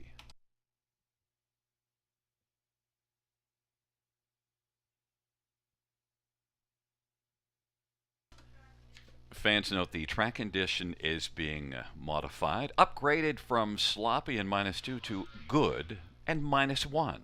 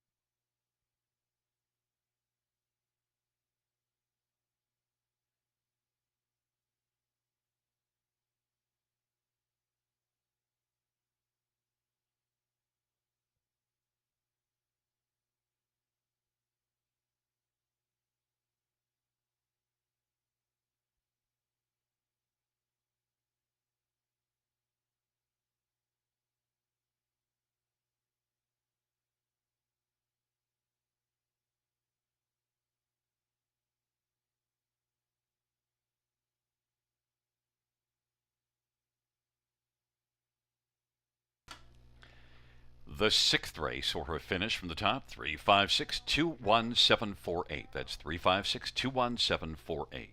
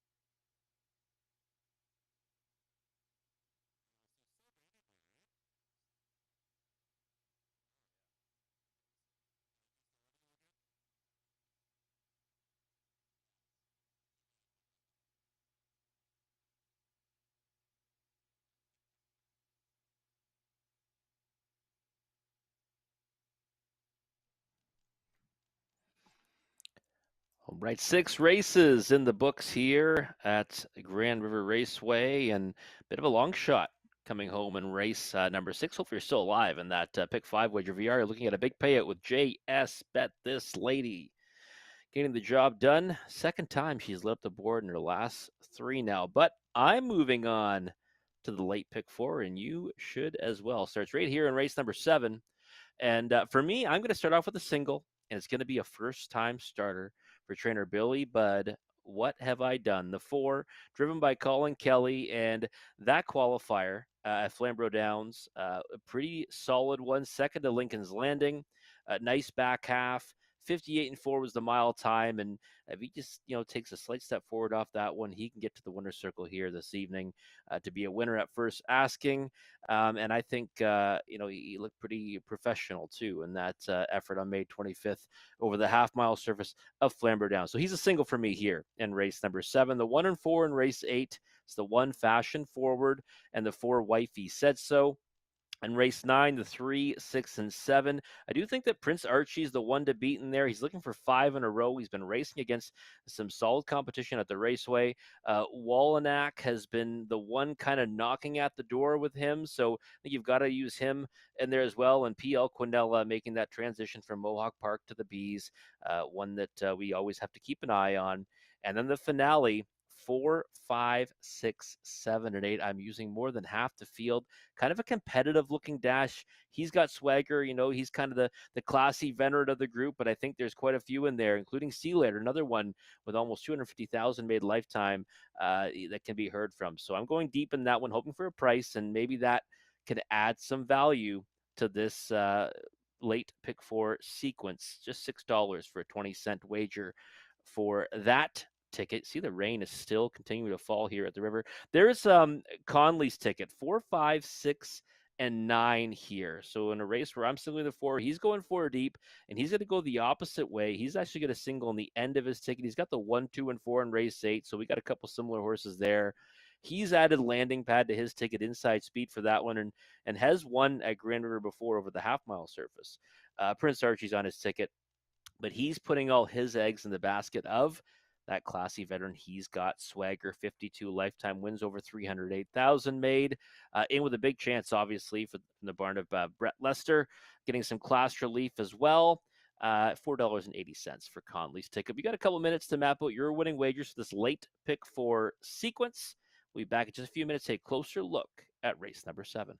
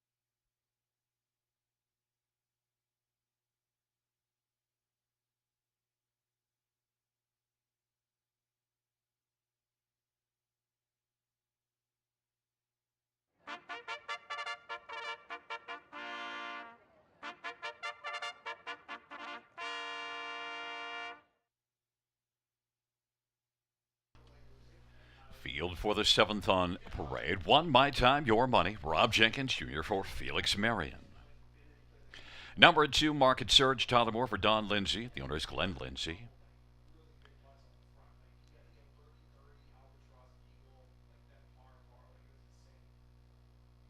Three is Striking Mass, Ryan Holiday for Jim Ellis and Silver Bullet Stable.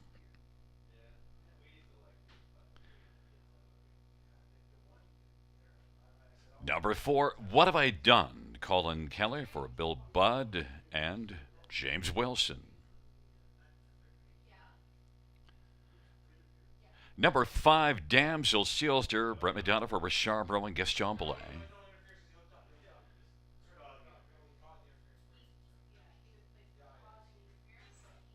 6 is Charbro Jam, Tom Smith for Jane Walker and John Breyer, Randy Breyer.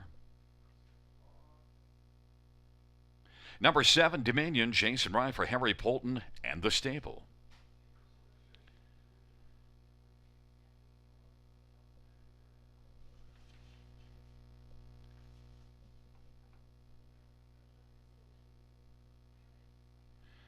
Number 8 is Capulet, Scott Young for Luke Bland, Determination.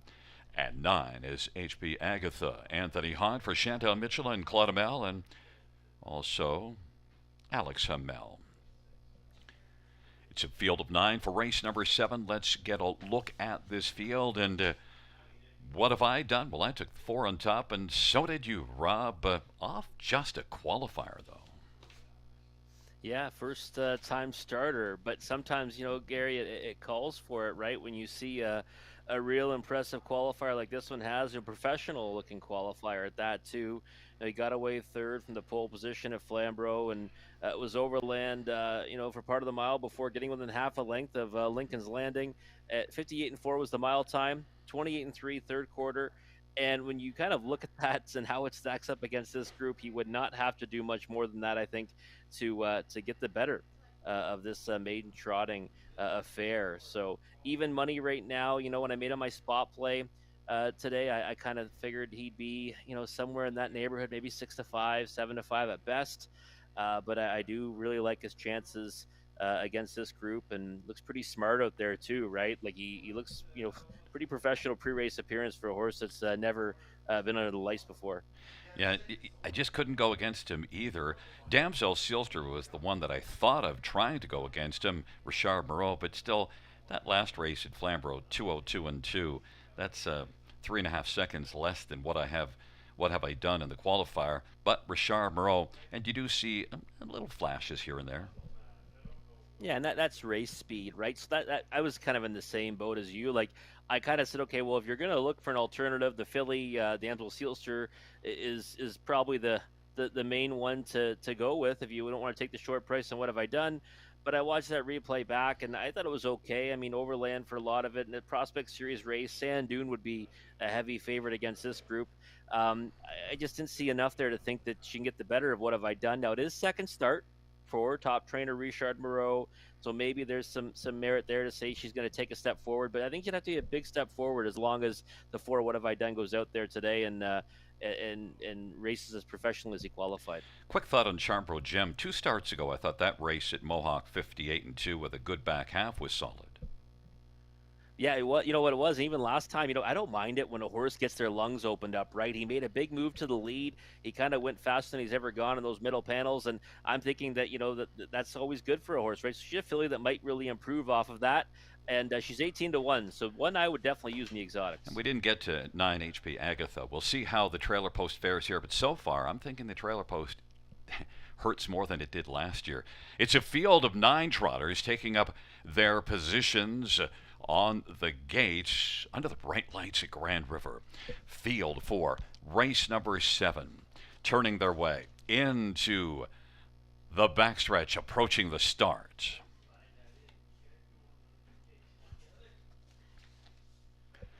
And the field for the 7th race.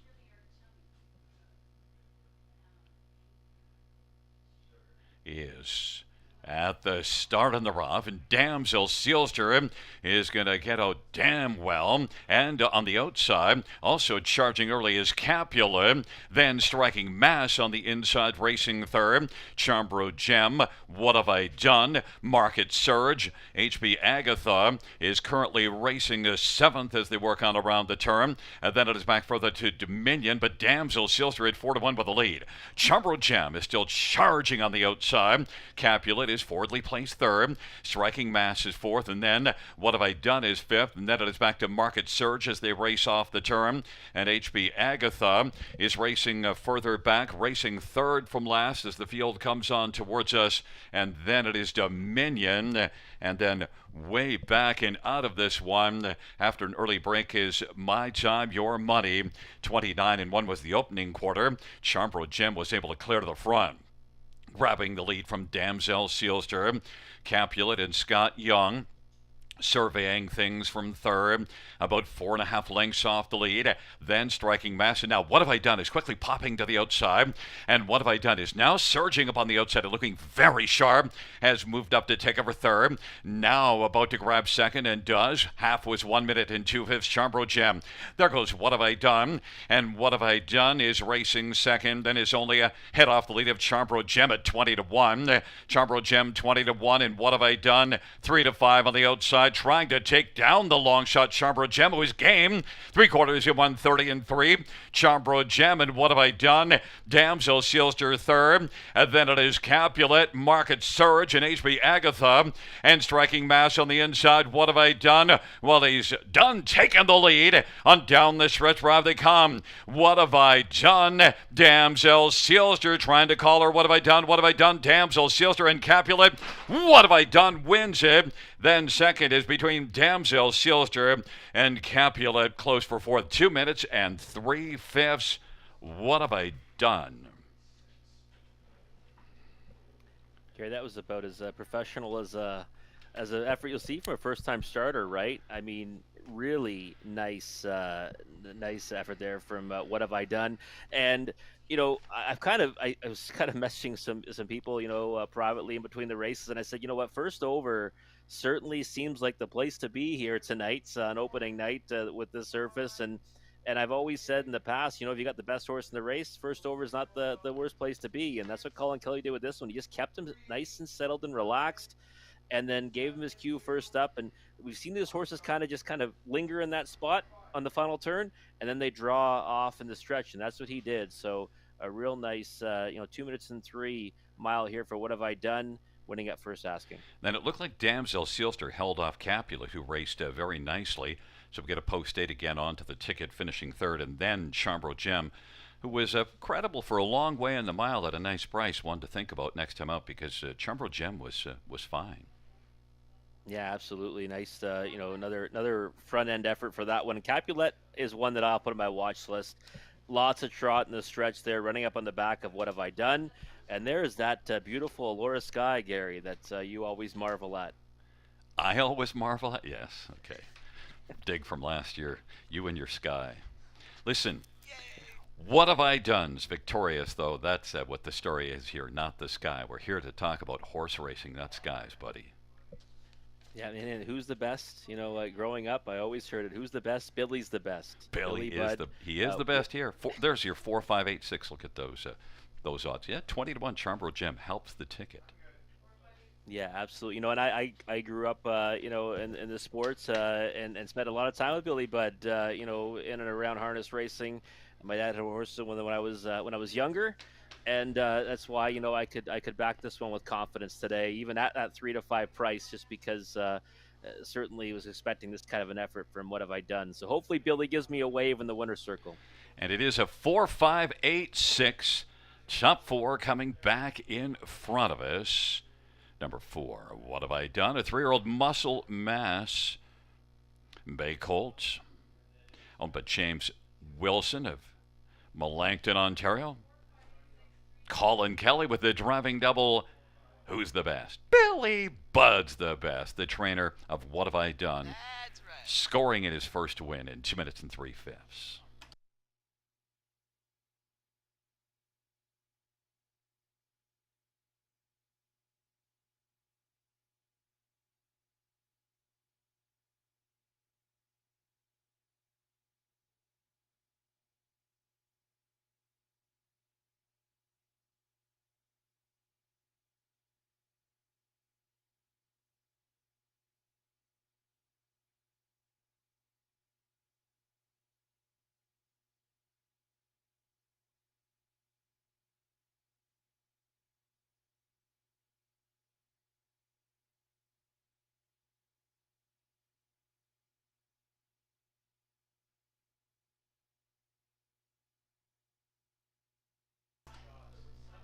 The seventh race payouts here at Grand River in front of that gorgeous sky. What have I done? 340, 250, 255. Damsel, Sealster, 310, 278. Capulet, 310.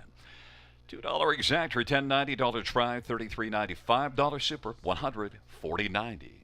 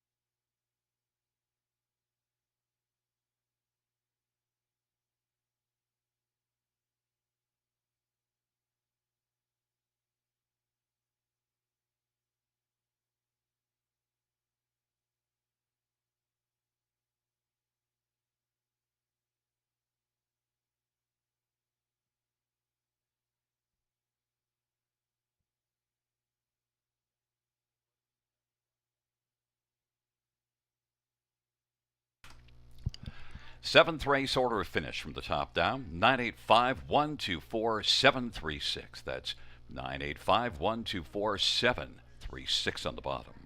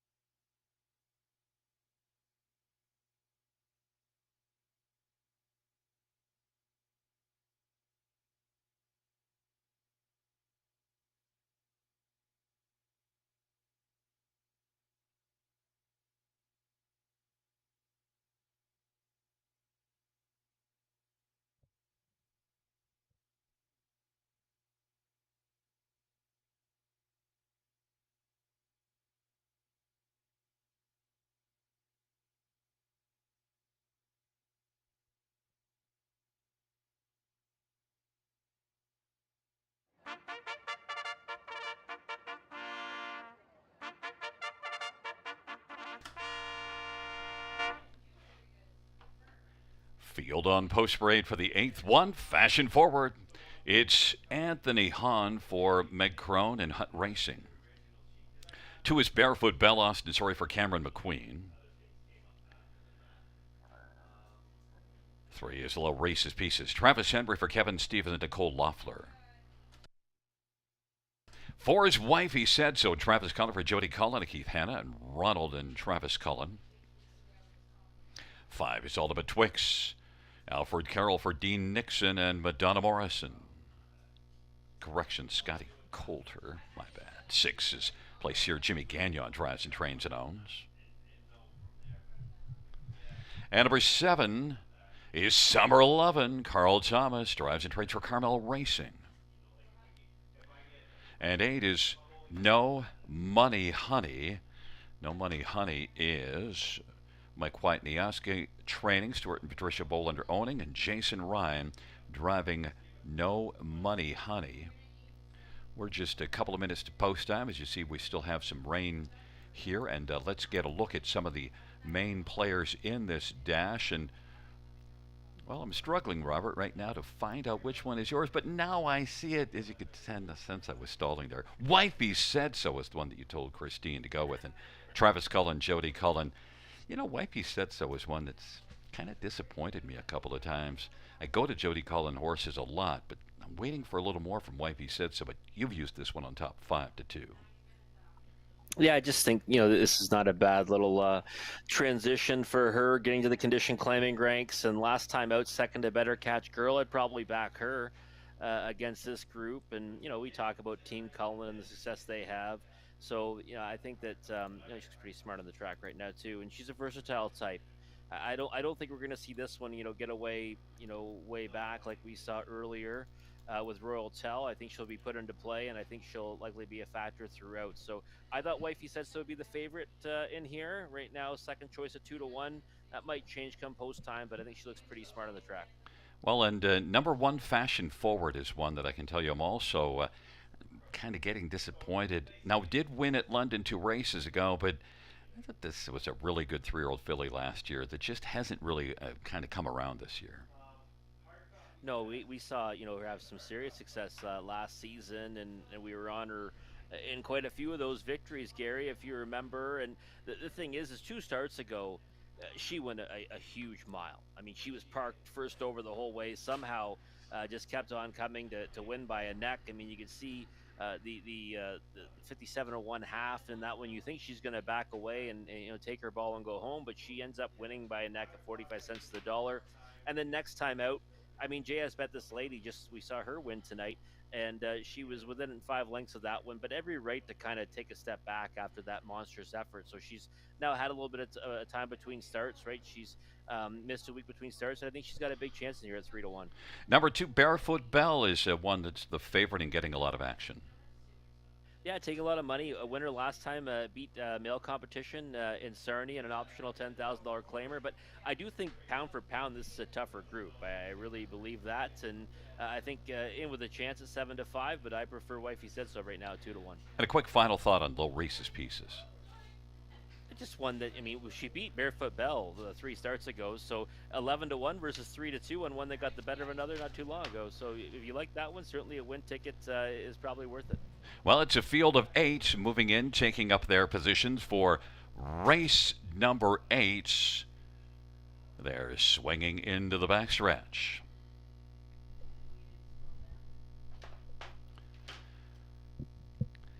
Field for the 8th race. All up on the gate, in position, and they're at the start and they're off, and Barefoot Bell is going to blast out. Then Lil Reese's Pieces, Ultimate Twix, and on the inside, Fashion Forward now is forwardly placed 3rd. Then Ultimate Twix is looking for a seat, is shut out of one right now, is racing outside 4th, scooting through to the inside. Wifey Said So was 4th, and now it is going to be Ultimate Twix to get over to the pylons, racing 5th. Then No Money Honey and Summer Lovin' and Place Sear is trailing the field. It is Barefoot Bell, 6-5 on the board, who's got the lead. Lil Reese's Piece is second. Fashion Forward is third. And Wifey Said So is on the inside fourth as they race on past us. And now No Money Honey has come to the outside. Ultimate Twix on the pylons. And Summer Lovin' is second from last in place here. On the inside is trailing the field. And they work their way on into the backstretch of a 27 opening quarter. And the halftime was recorded in 58, so a 31-second panel for Barefoot Bell, but Fashion Forward on the outside getting up a little closer. The Race's Piece is third. Wifey Said So fourth. Ultimate Twix is on the inside is fifth. And then it is No Money Honey place here in Summer Lovin'. They're dueling on top. Barefoot Bell on the inside. Fashion Forward on the outside. And then racing third. Low Race's Pieces, and Ultimate Twix is fourth. Wifey Said So. No Money Honey sixth. Trailing pair place here. Summer Lovin', Barefoot Bell trying to hold off Fashion Forward, and Fashion Forward keeps coming forward. Fashion Forward and Barefoot Bell, they've been going at it for a while now. Three quarters, 126 and 1. Fashion Forward, slim lead. Barefoot Bell, Lil Reese's Pieces on down the stretch drive they come. Fashion Forward trying to put away Barefoot Bell. Fashion Forward now is going to win it. Barefoot Bell second. No Money Honey third. And Wifey Said So was fourth. 156 flat. Fashion Forward, I told you that I had been disappointed. Well, nothing disappointing about this evening's effort. You mentioned that one 2 weeks ago, or the second last start ago, and this one was a really fine effort, Rob. Yeah, almost a carbon copy, right, of that effort. I mean, I keep saying, Gary, the first over horses there are having tremendous success. It's not often in harness racing you say, "Hey, listen, I want to bet the horses first up," but and having this horse in my pick four wagers, I'm like, okay, you know what, perfect. We're first over, and she's already showing she can win from this trip, and we've seen a lot of horses tonight just grind it out in that position, and then they kind of just linger on the outside and then they draw clear in the stretch. Fashion Forward did that again. I think she just kind of needed her latest just to kind of, get her feet back under her after going a monstrous effort two back. That week off between starts, she probably benefited from that as well. And she wins again, going a real gritty mile for Anthony Hahn. So nice price too at 7-2. Well, and we're seeing horses closing, but not able to close up and get into the top spot or the second spot. But so maybe those horses that are reasonably forwardly placed and then can come first up, they can just drive on. Yeah, it's interesting because it's almost like you don't want to be on the engine, but you don't want to be too far out of it. So it's the horses that are kind of mid-pack that are on the outside, going overland trips are the ones that are there at the wire. And again, Barefoot Bell, I thought raced really well to be second there. I mean, set legit tempo in the opening quarter. And we haven't seen horses kind of stick around for doing that. Well, she did. So good effort there. Another great shot of the Allura Sky, by the way. Got to point that out. You love your skies. Fashion Forward back in front of us. Fashion Forward, 4-year-old, better than Shetterbay mare, owned by the Hutt Racing Stable, trained by Meg Chrome. The winning drive to Anthony Hahn. It is the second win this year and the sixth lifetime for Fashion Forward. 156 flat.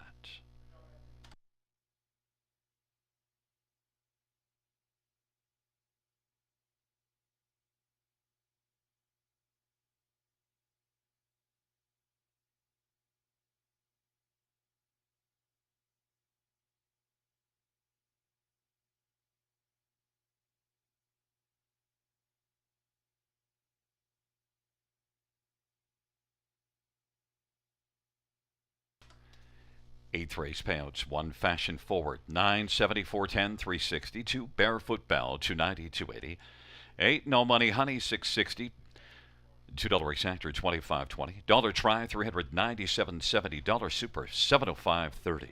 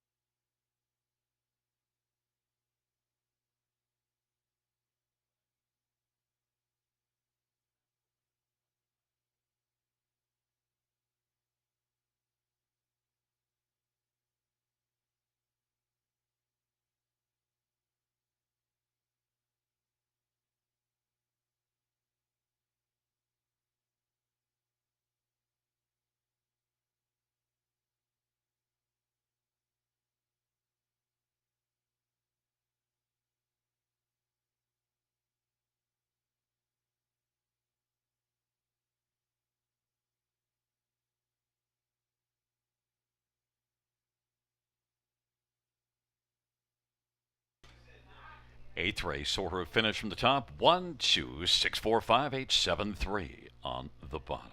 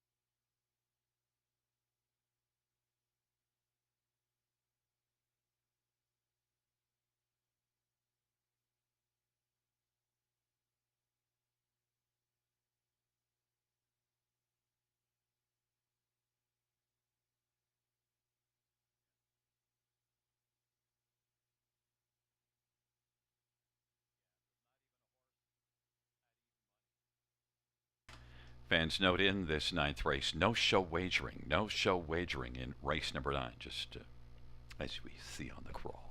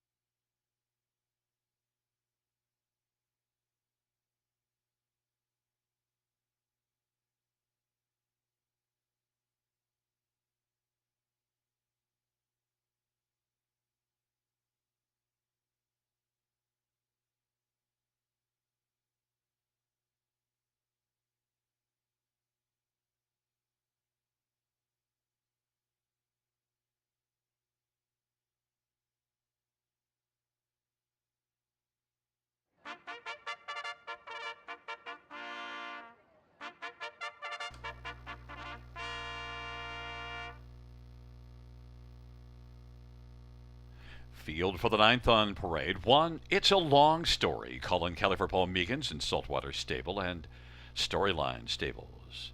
Number 2 is Landing Pad, Mario by Adaja for Marie-Eve Robitaille and Cameron Johnstone. And number 3 is Woolanack Chalmore for Kenny Ellis.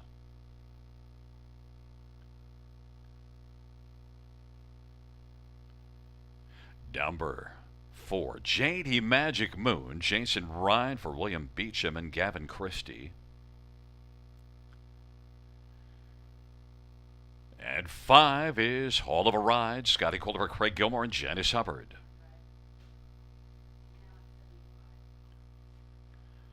Number 6 is P.L. Canella. It's Brett McDonough for Matt Dupuis.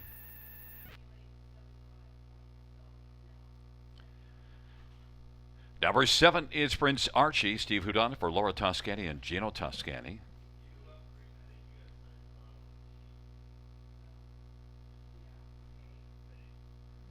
And number 8, No Angel Like Me, Scott Young for Candice Morrell. Field of 8, race number 9. Let's quickly get to this. And 7, Prince Archie coming in on a 4-race win streak. But, well, I didn't take this one on top. But, well, you did. 9-5 along with the fans. He's just been racing incredibly well, Gary. I mean, those victories, some of them are by open lengths, some are by smaller margins, but they've all kind of been easy as the favorite. The highest price he's been is 7-5 over that stretch. Looks pretty sharp on the track right now, and we agree, right? The post 7 shouldn't pose any problems for any horse really if they're good enough. So I think he looks great on the track. And 2-1 right now looks like a bit of an overlay, to be perfectly honest, on his current form. Should be brimming with confidence, and he's still my clear choice on top. Well, the Tote certainly thinks it's an overlay because they went so far as to have no-show wagering. I'm kind of in disagreement, but we'll see how the race plays out. 3, Woolanack certainly gets high marks for overall consistency on the season, but it's been a while since a win. Yeah, it's been a while since a win, but he's been knocking at the door, right? I mean, he's been racing against Prince Archie as of late, second on each of his last 2, third before that. And you know what? When I look at the horses that have been winning tonight, horses that kind of live on the outside, I've seen him live on the outside in some races. So maybe if he ends up being the first over challenger or maybe second over, he could really, make his presence felt. And I saw some really nice interviews done by Sugar Doyle on X or Twitter. And I didn't know that this about Woolanack, but trainer Kenny Ellis said that they call him Lucifer around the barn. So interesting little tidbit on Woolanack. Well, we'll see if he's devilishly good this evening. 6 PL Canella. Last couple races, not good. Good 3 races back, though. Yeah, and that was, non-winners of 2 at Mohawk Park and, 55 flat, flashy time. Beat Spiros, who's a horse that I'm pretty fond of on that occasion, and he was bet down to favoritism. After that, though, he's got to step up and face, really tough winners and horses and winners of 2, but not 4. No chance in either of those efforts getting away 9th off the gate. Going to really like the company he keeps here tonight at the river. But, for me, it was just one of those ones where I think it's, at best a lateral move in class. And, from that victory anyways, 3 starts ago. And I just think that one like Prince Archie, I mean, he's facing numbers of 50,000 life, whereas that win came in numbers of 2 for PL Quinella. So, again, I give the edge to Prince Archie over all of them in here, and I think PL Quinella for me is more of one I want to use on the bottom end of the trifecta in Super. Number 2, Landing Pad's one of my favorite horses, but might be a better half-mile horse. His last 2 wins, which were in his last 4 starts, both front-end efforts. Yeah, that's what I kind of struggled with Landing Pad, right? As I go right away, I see him and go, oh, he likes Grand River, and I know Gary likes him too. But then I was like, you know what? He's the kind of horse that I think had so much success here because he gets away with the lead. Like those victories at Flamborough in each of his last 4, those 2 wins, gets to the lead, and he's able to just keep on chugging along. Not sure he can do that against this group over this surface tonight, but he's a player in the exotics. 7-2 is not the worst price in the world. Well, your top one, Prince Archie, 6-5 is the favorite. I went to 6. PL Canella has dropped down to 7-2 now. It's a field of 8 for The 9th race on this Wednesday night at the River as they are getting close to the start. It's a field of 8 for the 9th race. Trotters are in position. They're at the start of the rough. And from the outside, Prince Archie is going to come flying out with PL Canella. And then Landing Pad and Woolanack. Landing Pad has got the lead. Woolanack still charging on the outside. Prince Archie. PL Canella is going to take back and get position 4th. Then JD Magic Moon, and It's a Long Story. And Hall of a Ride. Landing Pad was able to land the lead, but Prince Archie wants to continue to drive on. Woolanack is watching those two battle from 3rd. And then racing position 4th is PL Canella. JD Magic Moon 5th. It's a Long Story. Then it is back further to Hall of a Ride as the field works the way off the turn. Prince Archie is still challenging on the outside against Landing Pad. 27-2 opening quarter. PL Canella broke stride. And racing 3rd in a good spot is Woolanack watching the battle on top. JD Magic Moon gets to be a little closer, racing position 4th, then 5th as they head on into the backstretch. As they roll on down the backstretch, It's a Long Story is about 10 lengths off lead. Then further back is Hall of a Ride. But right now, dueling Landing Pad and Prince Archie are going at it. Prince Archie's got a slim lead. Landing Pad, but Woolanack has been in a good spot. And Woolanack is right on the back of Prince Archie and staying in the 2-wide path right now. Prince Archie, Landing Pad, Woolanack. It's a Long Story is scooting through to the inside. JD Magic Moon. And now No Angel Like Me is out 3-wide. And No Angel Like Me has a lot of late trot, but there goes Woolanack now. It is Woolanack and Prince Archie. Woolanack, Prince Archie, No Angel Like Me. JD Magic Moon is racing about 2 lengths off the lead. Then It's a Long Story is 5th, and Landing Pad is dropped back to 6th. The field turns for home, and it is Woolanack as they come on down the stretch drive. Woolanack, Prince Archie is hanging tough. Woolanack from Prince Archie as they come on to the finish. Woolanack is going to hold on and win. Then it's between Prince Archie and JD Magic Moon and No Angel Like Me. Woolanack is victorious at 6-1. And Rob, that race set up beautifully for Woolanack. It did, and you know what? We talked about it before the race. I thought he'd be in the right spot. I said, you know what? He's a horse that can grind it first up, but if he ever gets a second over trip, he can be right there with them. And you know what? We see it again, Gary. These horses that are on the outside of the track, first up and second up, they end up finishing, 1-2. And Prince Archie, you can't take anything away from what he did tonight. I mean, he's been in fantastic form as of late, and he raced like a horse that's won that many in a row because he just, kept on battling it first over. He ends up, putting away Landing Pad, who gave him fits, throughout the first 3 panels of that race, but then can't just withstand Woolanack, who'd been, kind of just knocking at the door against that rival as of late. Well, this time he gets the better of him with the better trip. And we see, as we said, you don't have to make the front, but he got away 3rd. Then he got to enjoy the battle on top, but he was close enough to strike, and then he was enough horse when he was able to strike. He was able to go by.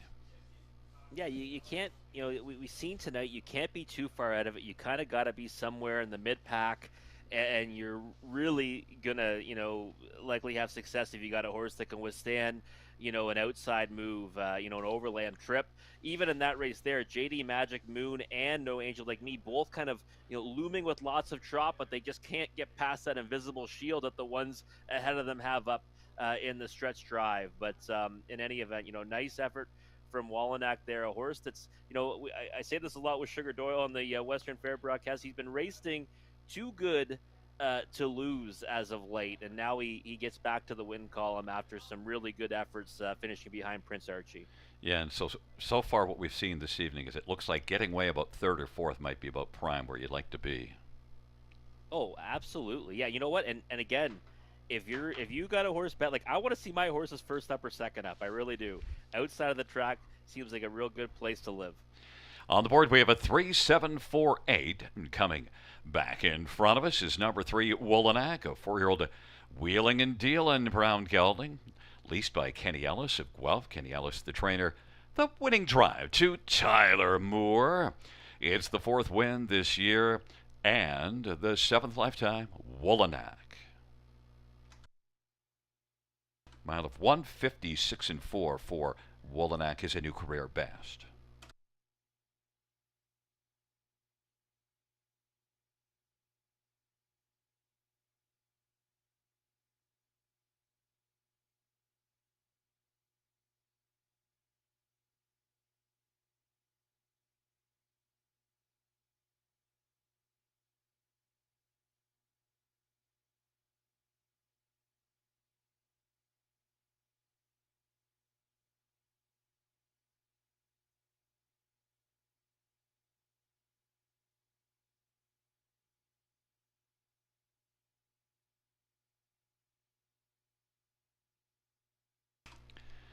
The ninth race, payout 3, Wallanack, 1410, 580. 7, Prince Archie, 290. $2 exact for 4070. Dollar try, 69.15. Dollar super, 1398.50. 20-cent supers, 279.70.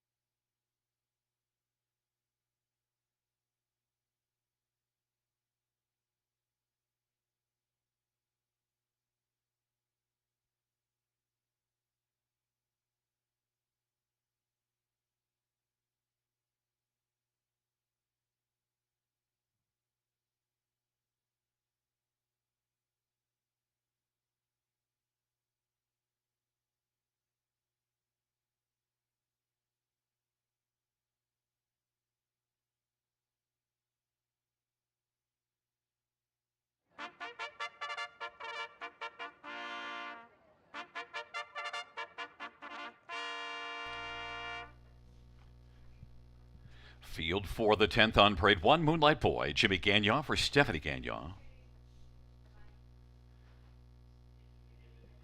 And 2 going fast, Jay Havers for Alan Fair and Elizabeth Fair.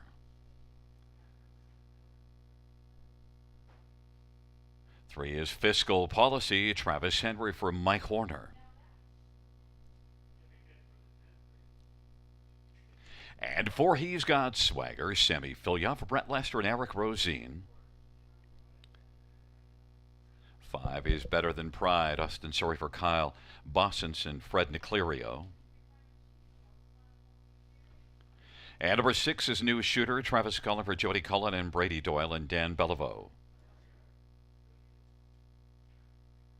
Number 7 is Moon Watcher, Dan Meegans drives for Janice Van Nest. 8 is C. Laird, Scott Young for Rick Zeron and Stacy Smith Robinson.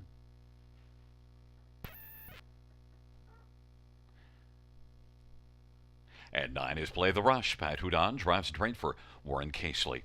Field of 9, race 10 features the Super High 5. Let's get right to it. And number 8, C. Laird, Rob, 11-1, although not my top pick. Your top pick. I love what you're doing here, though, because 11-1, my top pick's even money. So have at it.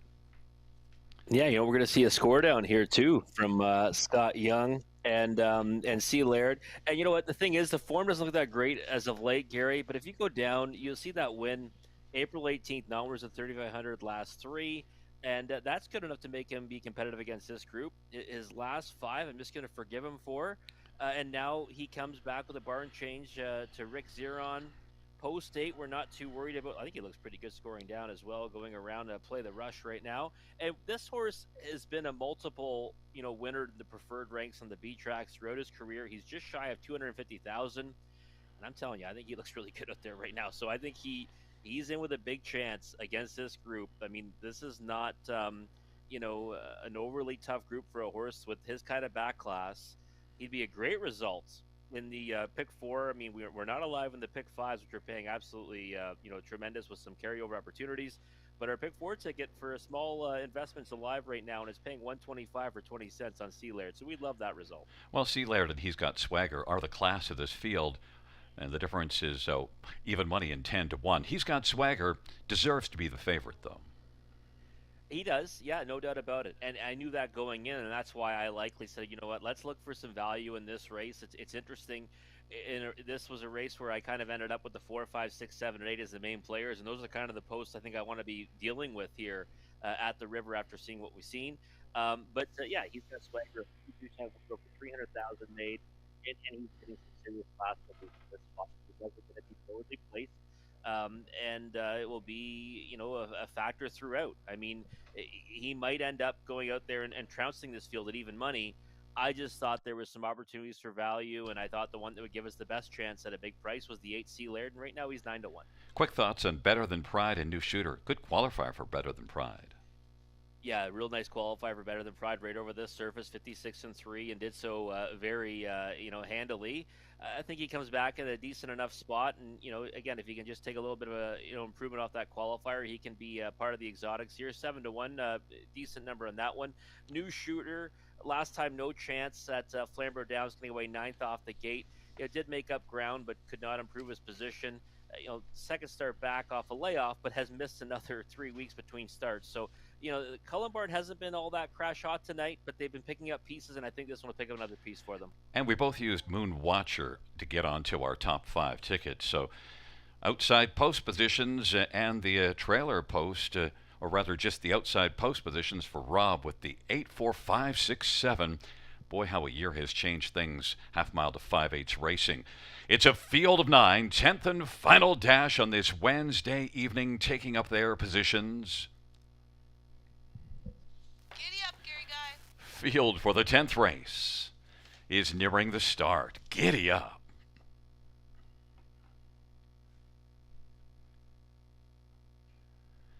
And the 10th race pacers are at the start and the rough, and Better Than Pride right now is better than the ball early and blasts out. New shooter, C. Laird to the outside. He's got swagger and going fast on the inside. Then Moonlight Boy, Fiscal Policy, Play the Russian Moon Watcher, and it is New Shooter now who's able to shoot by Better Than Pride and gets to the front. He's got swagger third, then going fast and racing fifth is C. Laird. Then it is back to Moonlight Boy and Fiscal Policy. Then we've got Play the Russian Moon Watcher is back trailing the field. It is New Shooter who's got the lead. Advantage is a length and a half. Better Than Pride is racing, filling the pocket as they roll on past us, heading towards the half off that 27-1 opening quarter. He's got swagger, is forwardly placed third. Going fast is fourth, and C. Laird is fifth on the inside. Then it is Moonlight Boy on the inside, and Fiscal Policy is seventh. Play the Russian trailing the field is Moon Watcher. But it is New Shooter at 5-1 who's got the lead. Better Than Pride is in the pocket at 5-2. He's got swagger, is racing third, still 3 1/4 off the lead. Now going fast is going to pop out and is racing first up fourth. C. Laird scoots through to the inside. Then it is back to Fiscal Policy and Moonlight Boy. Then we have further back kicking in late is Moon Watcher and Play the Russian now coming on to get the lead. Better Than Pride. Half was 56-2. They head to 3/4. Better Than Pride. New Shooter now. It is He's Got Swagger who's found some racing room and steps out. C. Laird saved ground on the turn, is on the inside racing fourth. And then it is going fast, and Moonlight Boy took the short way round the turn. They come on down the stretch drive, and it is right now Better Than Pride, but trying to hold off He's Got Swagger. Better Than Pride, and He's Got Swagger. Better Than Pride wins it. He's Got Swagger second, then C. Laird, a New Shooter, and Moonlight Boy. Better Than Pride 154-4 is the mile chime. And Rob, another interesting dash. We are learning a lot this evening about how this track will play out. Yeah, we are. I mean, again, another horse. He went to the early lead, released a rival, and then he kind of moves to the outside, out of the pocket. You could see that, when horses kind of are get to the lead in the stretch, they're kind of gone, right? Like the horses weren't able to make up much ground in the stretch. So I think that'll change night to night here at the river. But again, it's a track where I do not mind having horses. When my horses, first up or on the outside, I don't mind it at all. And you don't want to be too far out of it, though. He's got swagger. Again, that you could just see he wasn't going to make up the ground on Better Than Pride there. Who big mile on 54-4, and C. Laird, left out well inside trip. Just probably not ready to go with those just yet. First start for Rick Zeron, but a second start we might see him take a step forward. Well, we get a 5-4-8-6-1 Moonlight Boy. He's your top five at a mile of 54-4, even though the track has taken some water this evening. So certainly the track has held up well, Rob. Yeah, it definitely has. No, it held up well all night. But we had some serious rain. I mean, it was like a torrential downpour, and it held up nicely. And you know what? That was a great first night in the books, Gary. And I can't wait for Friday. Like you said, I think we learned a lot about the surface tonight. And I think we're going to see, we've already seen it, a much more fair track, right, going forward here. I mean, it used to be an inside speed favoring track, and tonight, certainly you could win from anywhere in the post draw, and if you were anywhere in contention at the half, you were in it to win it. Yeah, the one thing I think we've learned, the post position's not that important, but you got to at least be reasonably close. You don't have to be up front, but you got to be maybe in the middle of the pack as they get towards three quarters. Yeah, agreed. Yeah, absolutely. Posts don't matter anymore, but you don't want to be too far out of it.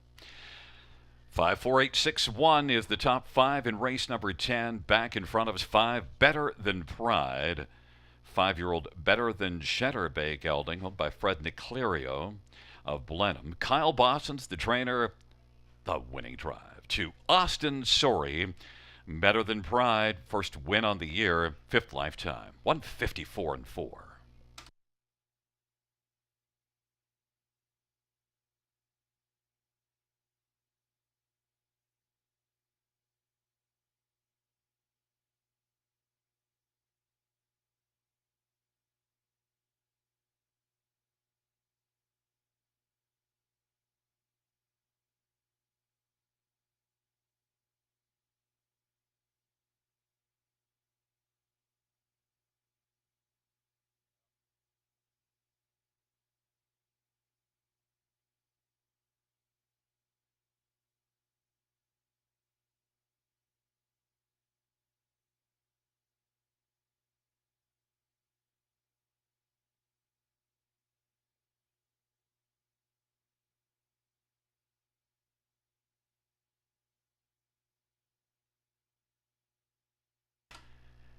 The 10th race payouts, 5 better than Pride, 720, 310, 274. He's got Swagger, 250, 220. At 8, C. Laird, 410. Dollar pick 3, 101.90. Dollar win for $269. Dollar high five, $1,684. That 20-cent high five, $336.99.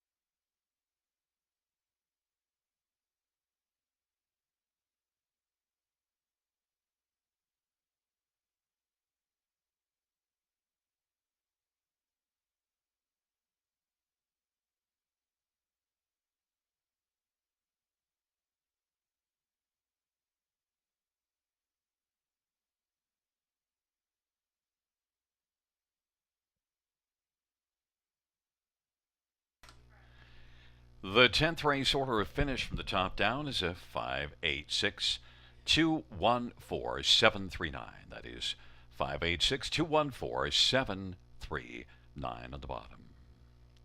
Fans, that concludes the live harness racing program for this Wednesday evening. There is the show photo from race number 10. Our next live racing event is this coming Friday. First race will go to post at 6:30 p.m. Grand River Raceway, now home of the new 5/8 mile track, and you can expect an experience. Good night, everybody. Buenas noches, amigos. Good night, Christine. Good night, Gary.